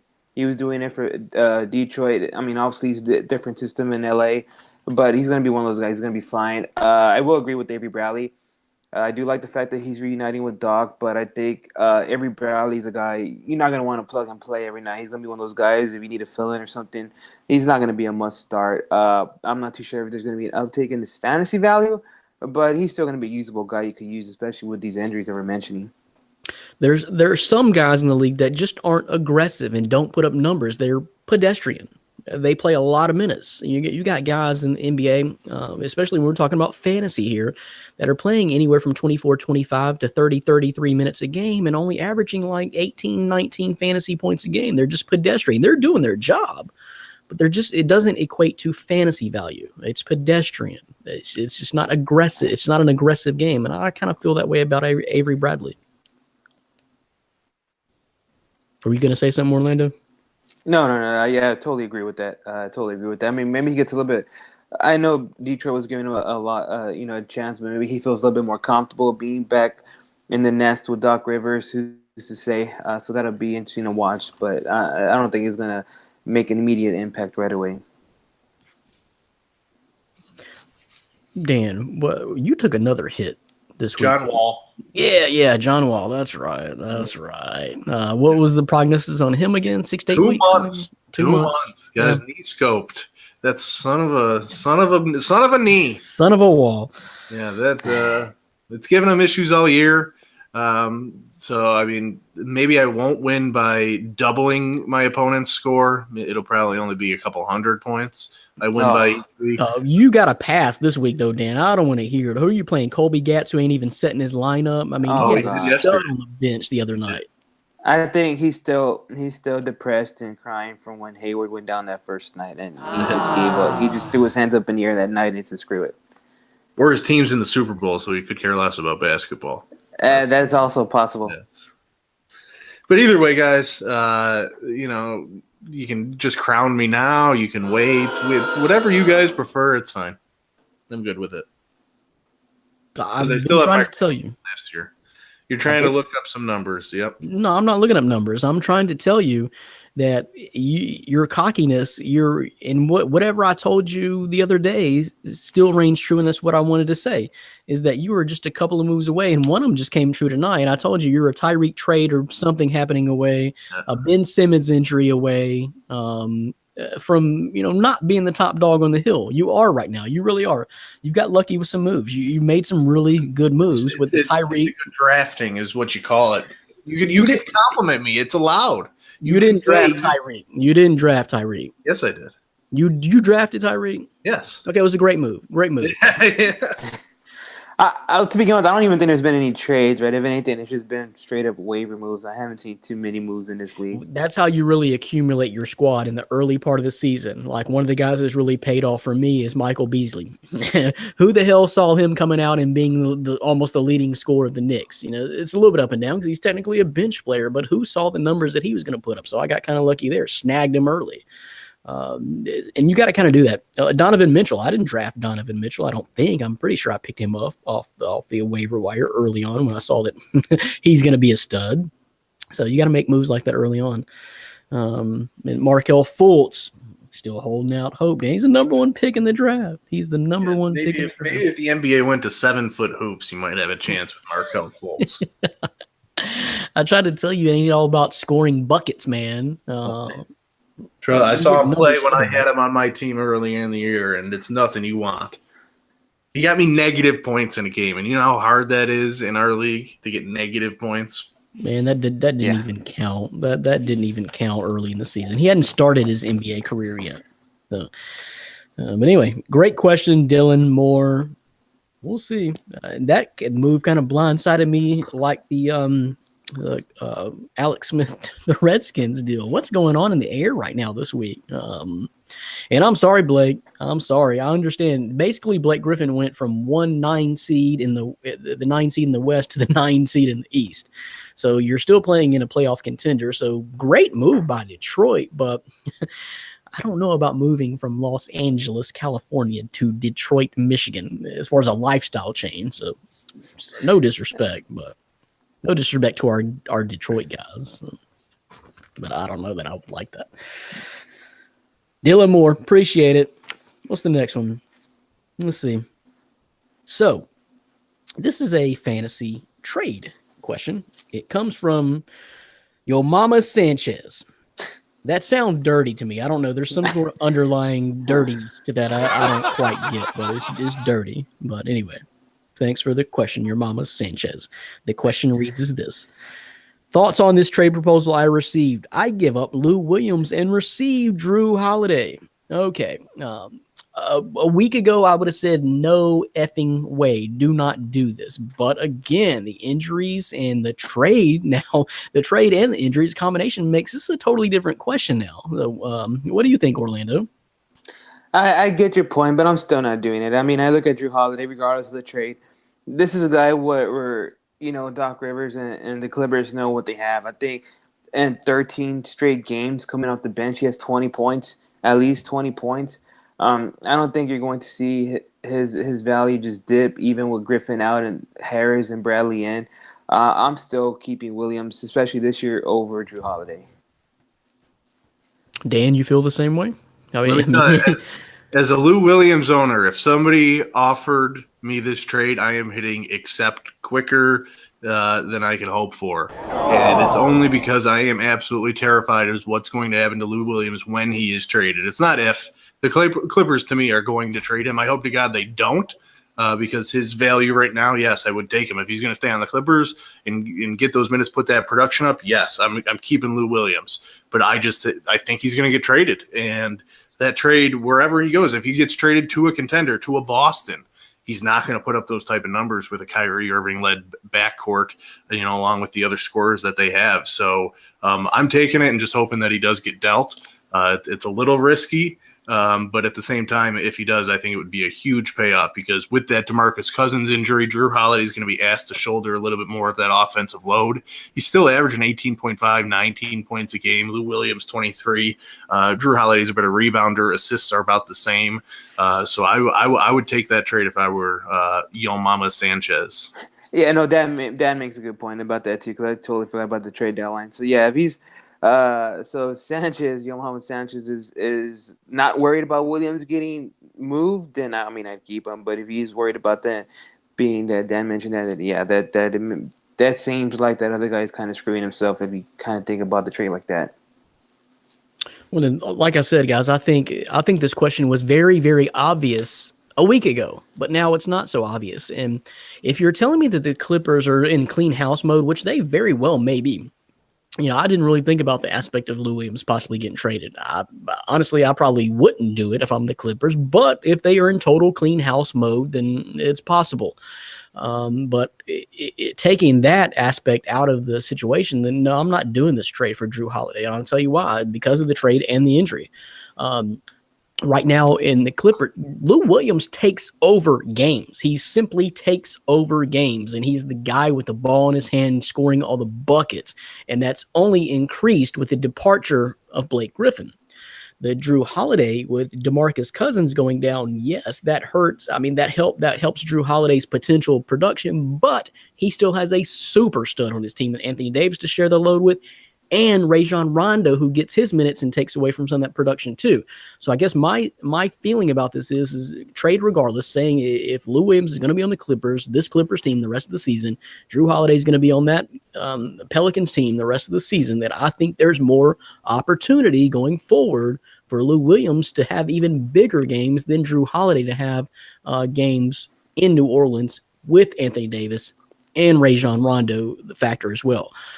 Milos Teodosic in Clippers is sharing a little bit of load. He just came back and got healthy, so he's taken a little bit away from Lou Williams. But if you watch the Clippers games over the last couple of months, Lou Williams, as Dan can attest to on his fantasy team, is taking over these games, scoring outrageous numbers, and the departure of Blake Griffin is only going to help that. So that was my opinion of why I'd say no, hit decline on this trade, because Drew Holiday has a little bit more firepower on his team to take away from him, although he could add to more assists. Alley-oops to Anthony Davis. I don't know. It's a tough call, but what I thought was an obvious answer a week ago is not so obvious now. So good luck to your team and your decision, Yo Mama Sanchez. Appreciate it. So I guess we're going to bookmark NBA talk right now for this week and get into some NFL talk. So we got a lot of NFL talk to get into. Weekly draft profiles coming your way from our own Dan Schalk, and some NFL mailbag questions. And we predict the outcome of Super Bowl 52. Is that right? Is that where we're at, Dan? L22, Those type of letters, L11, and Super Bowl comes before the letters. So yeah. L22. It's Super Bowl L22, L11, whatever. We're gonna make our predictions for that. All that coming up next. You are listening to and watching My Fantasy Podcast from MyFantasySportsTalk.com.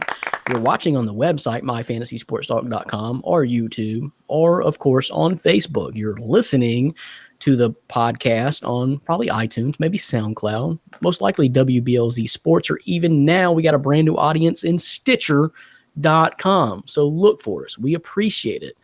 I am Brandon Reed. Dan Schalk is here, and Orlando Torres is here. Rewind the podcast if you're just joining it late, because we had Alex Wilson on, is a beat writer for the New York Giants and the website Sportiversity.com. He broke down all the Giants news, how they feel about the new organization that's taken over the Giants, and all the new OCs, potential OC, and the new head coach Pat Shurmur, and what they're going to do in the draft, what they should do in the draft, and who's playing quarterback. So rewind it. That was a great take from Alex Wilson at the beginning of the podcast. Thanks to him for stopping by. We look to have him again soon.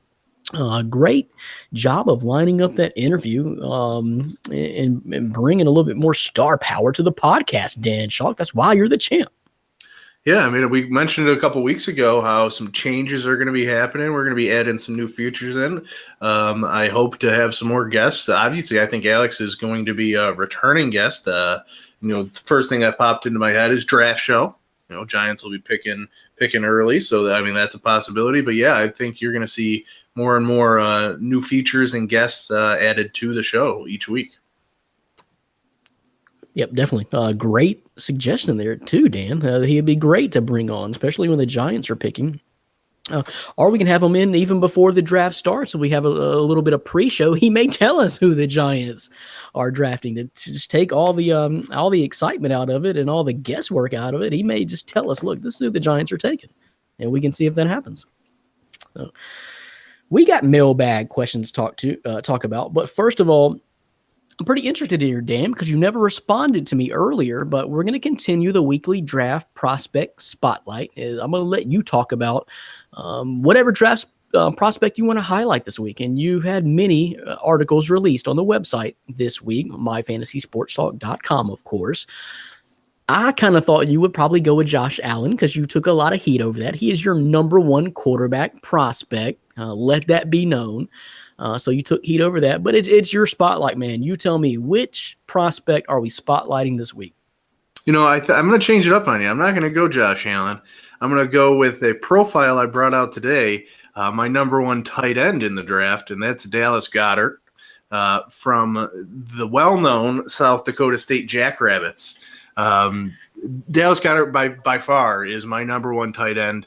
There's nobody above him. This is a weaker tight end class. Last year we saw studs be drafted in 4th, 5th round, and like a Jonnu Smith with the Titans, who I think is going to have a good career. But Dallas Goedert, he's a beast. 6'5", 255. He still has some decent speed. I want to see what he's going to run at the combine. But he's so versatile. South Dakota State lined him up outside. They lined him up in the slot. They lined him up as an H-back. They lined him up as a fullback. They lined him up as a running back and shotgun. And then obviously as a regular inline blocking tight end. They threw screen passes to him, bubble screens, obviously verticals, any kind of pattern. He did it all at South Dakota State. He's got great ball skills, body control. Basically, every single game I watched of his tape, he was making circus one-handed catches out of nowhere just every single game. The North Dakota State game that I watched over and over again showed how great of a run blocker he is. So he's not just a receiving threat, but he dominated the North Dakota State defensive line, and that was back when Carson Wentz was still on the team. So I know it's defense offense, so it's a little bit different, but that team was a championship level North Dakota State squad. So he dominated there. He can get separation with his big body, and he hits all levels of the field. So I love Dallas Goedert. I'll give you some weaknesses on him that you can read in the profile and scouting report that I brought out. But the biggest thing is his route running. He's not the most crisp guy. He's not going to fake you out all the time. He needs to expand his route tree a little bit and just get more technique in that ability. But other than that, I mean, he tries to do too much sometimes, make those spectacular one-handed catches when he doesn't need to. But I love Goddard. I have him projected to go in round 2, but he could go in round 1. I wouldn't be ashamed of any team that took him there. My NFL comp for him is a reality TV star. I don't know if you saw his former TV show, but it's Travis Kelce of the Chiefs.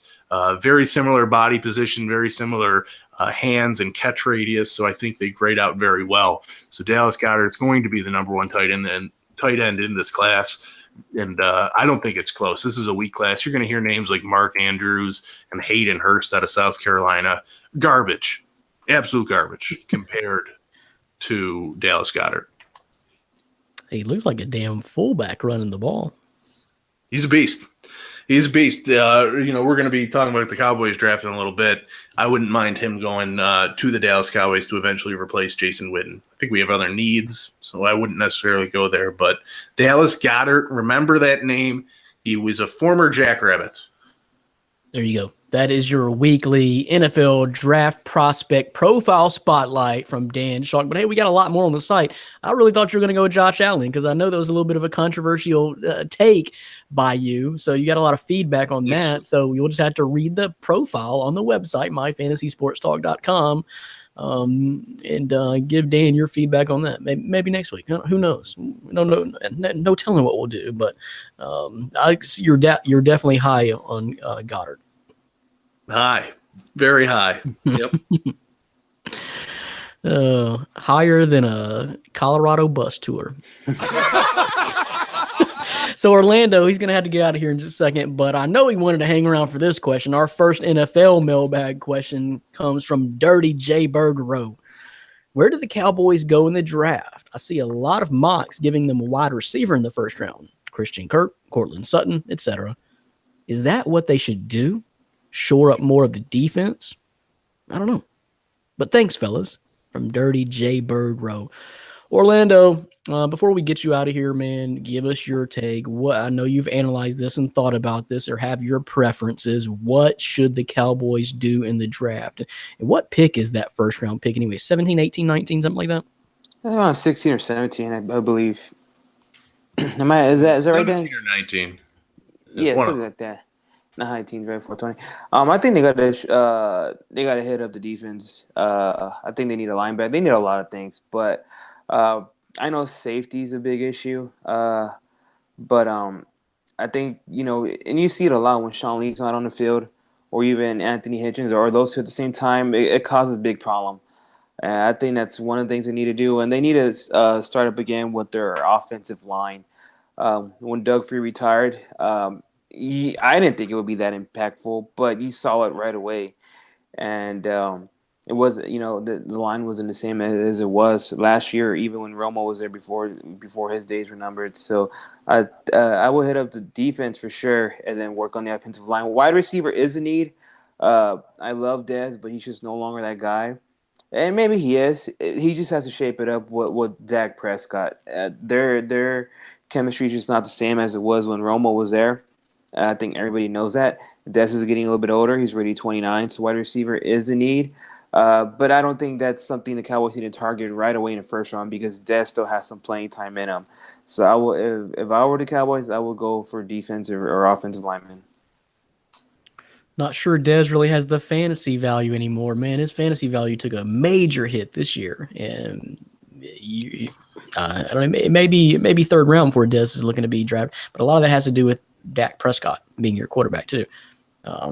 So I don't know, but so you say defense, and I'll agree with what you said, Orlando. To me, as an outside perspective, that defense has lived and died by whether Sean Lee is on that field or not, and that's been the last almost 3-4 years, it seems. So you can't have that. You can't have one guy completely. I mean, if he's the quarterback of your defense, he's the quarterback of your defense. But I have seen that myself. As if Sean Lee's not on that field, that Dallas defense just rolls over and dies, so to speak. So we'll see what happens. But Before we get you out of here, I know you got to go. What else you want to tell the folks at home? Anything going on? What's going on the website? What are you looking to get into next? Just tell us about it. It's never too early for fantasy football, so I've been looking to go ahead. It was what's February coming up, start rolling out some, maybe. And in today's with social media, there's no such thing as a sleeper. I think we all know that, but that's just a term we commonly use a lot.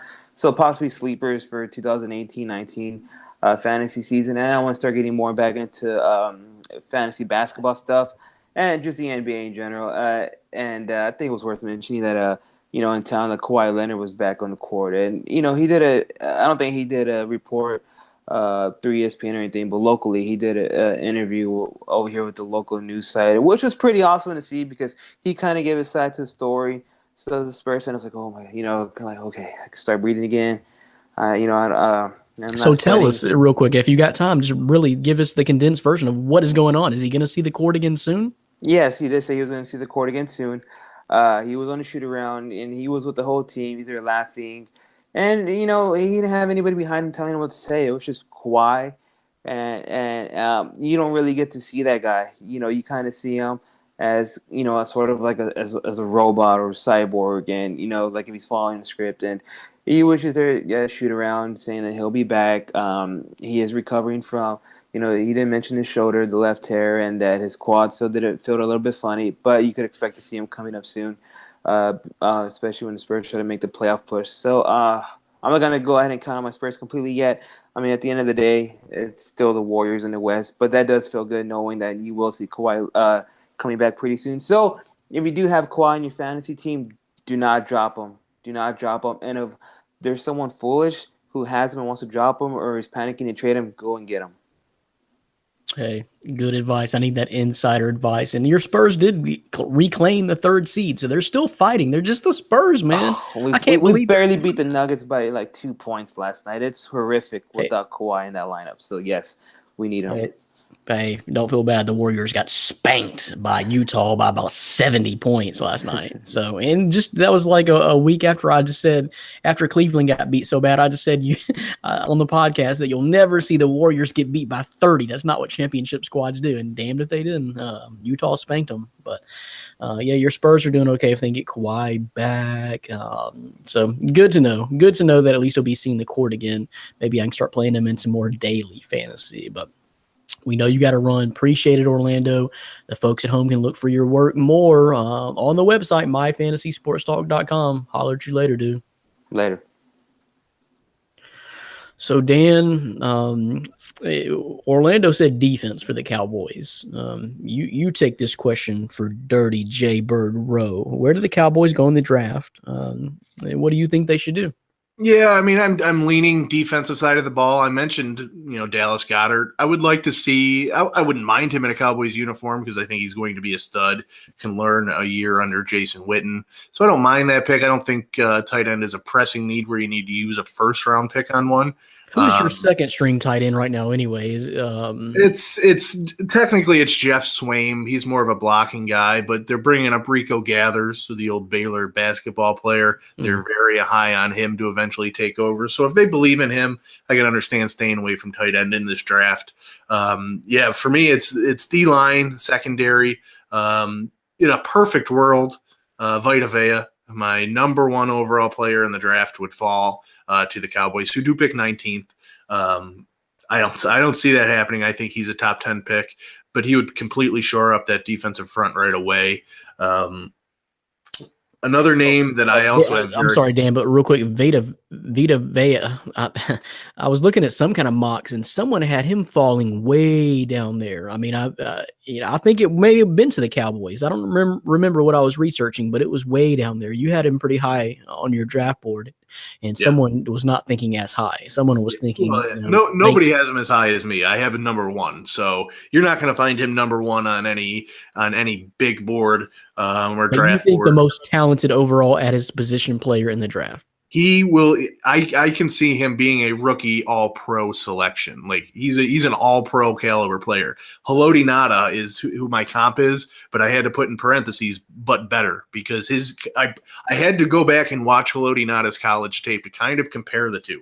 They're very similar, but to me Vea is he's more dominant, and I think he can make a better impact. He's a little bit faster than Nada is. The only thing with Vea is he just doesn't have a pass rush moves. He uses his bull rush too much, but work with Rod Marinelli in Dallas, and you'll get your pass rush moves down like that.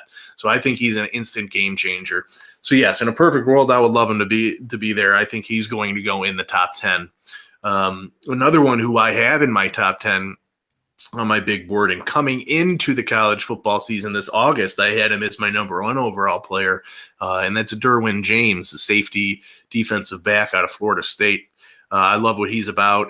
He can play the pass. He can come up in the run game, not afraid to tackle, unlike Byron Jones, who is the Cowboys starting safety now.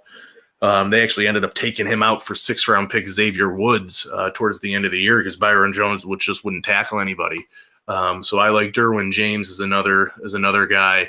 I'm going to be bringing out some more profiles, but if they were going to go offensive line, like Orlando had mentioned, I don't really like it because it's more of a depth play. They have their starting unit. I mean, Lyle Collins went down last year. That's why their offensive line kind of took a hit. So if they're healthy, their offensive line is fine, but it is that depth. And I'll be bringing out a profile tomorrow of Isaiah Wynn from Georgia. He's a tackle, guard, center. He can play any position along the defensive front, but he's my number 2 overall offensive lineman, period, in the entire draft. I would love him as well, but he would knock somebody off. He deserves to start, basically, and I don't know if he would do that if you want to spend a 1st-round pick on a guy who might not have a spot to start as a rookie. So there's some different options, but I think defense is going to be another one. I'll just throw one more name out there, and it's Chidobe Awuzie's former teammate who went to my favorite college, Colorado, and that's Isaiah Oliver, another cornerback, defensive back, who's just a shutdown guy. You can put him on your team's best receiver, and he has the ability to lock him down. So that's another defensive player to keep an eye on that I wouldn't mind them taking. Well, there you go. There's your breakdown. And with a name like Dirty J. Bergeron, I think he's more of a Falcons fan. He may just be trolling you, Dan. Could be, but I hope you enjoyed it, Dirty. There's your Cowboys breakdown from the Cowboys fans. This is the place to ask Cowboys questions, My Fantasy Podcast, with our cast and crew with Orlando Torres and Dan Shaw. Appreciate the question. We're going to move on. Next one is from Cole Gile.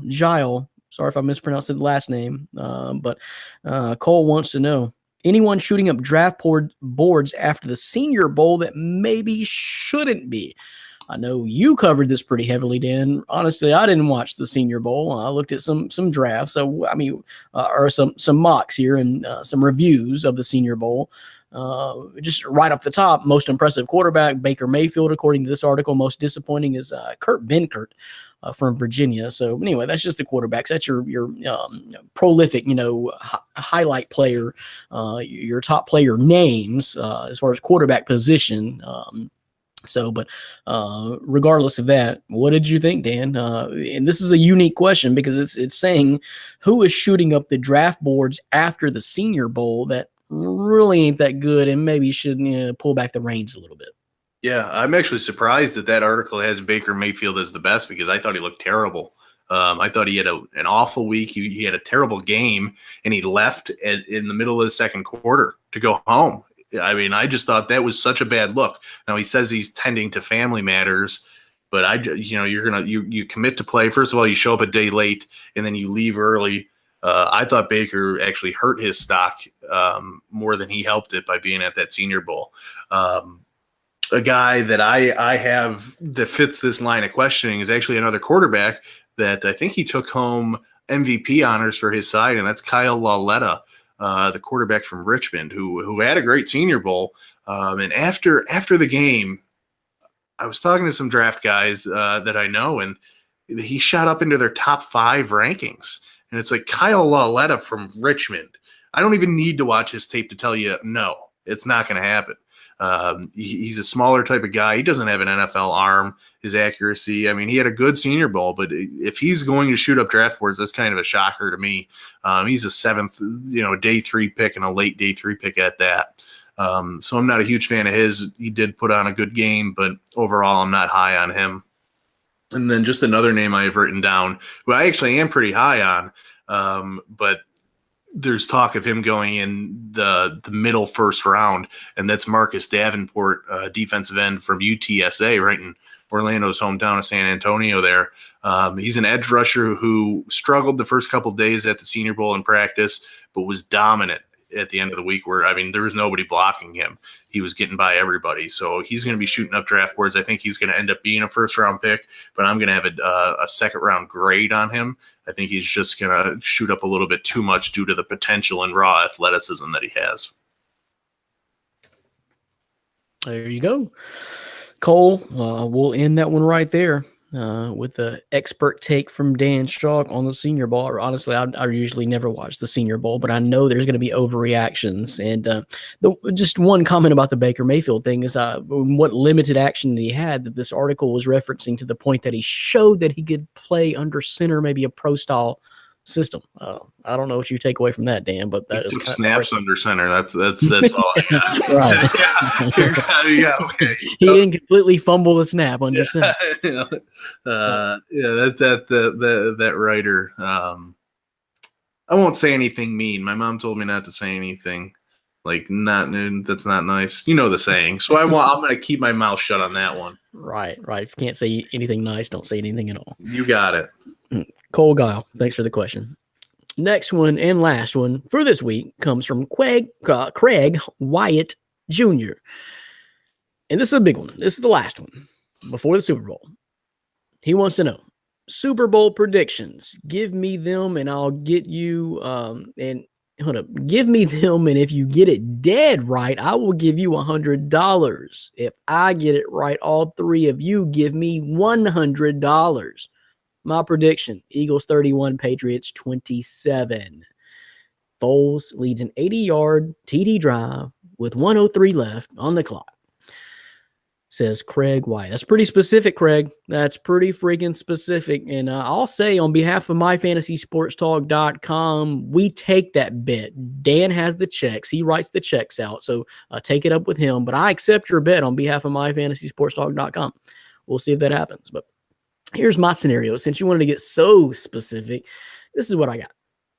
24-23 New England. Now, Philly ends up kicking too many field goals, basically, in the end, and not scoring enough TDs and getting in the end zone.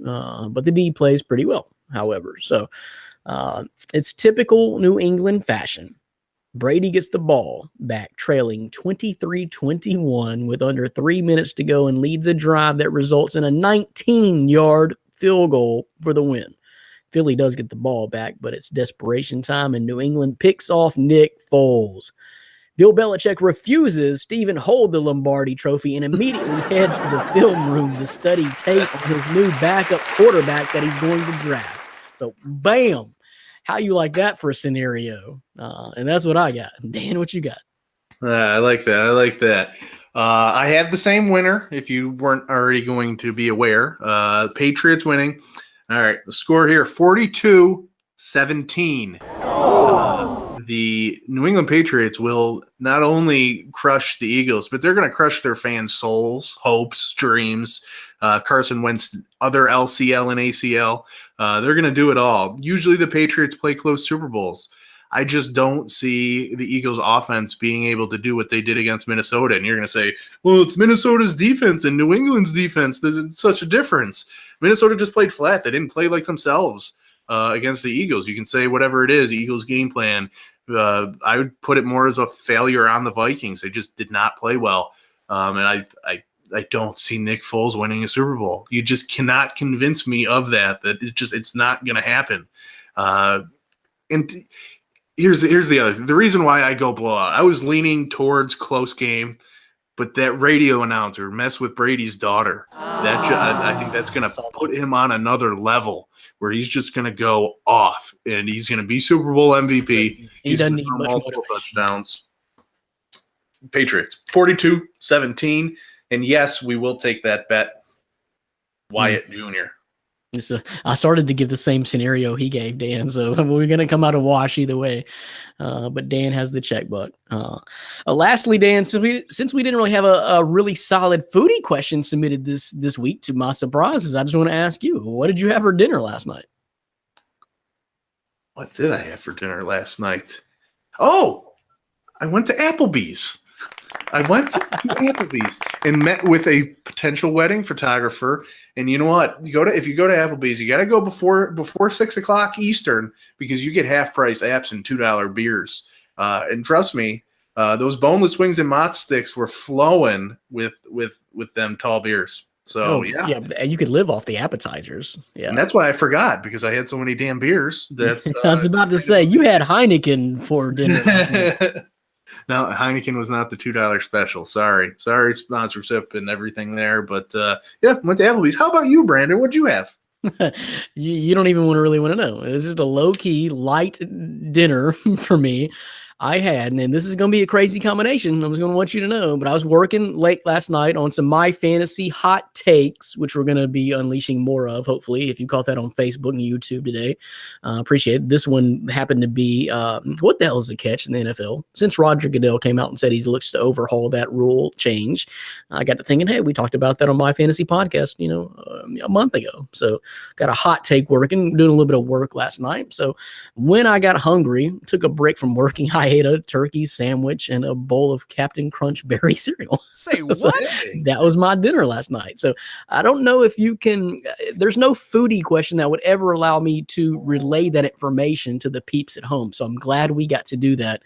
And there's your foodie talk for the podcast, Dan. So have you ever had that? Have you ever combined those two for dinner, a turkey sandwich and a bowl of Captain Crunch berry cereal? I don't believe so, but I'm a huge cereal guy. Really big. We'll go if my girlfriend buys a couple boxes of cereal, they don't last more than a couple days. Like, I'll just go through 2 gallons of milk a week. I'm down in milk and cereal, so I'm with you there.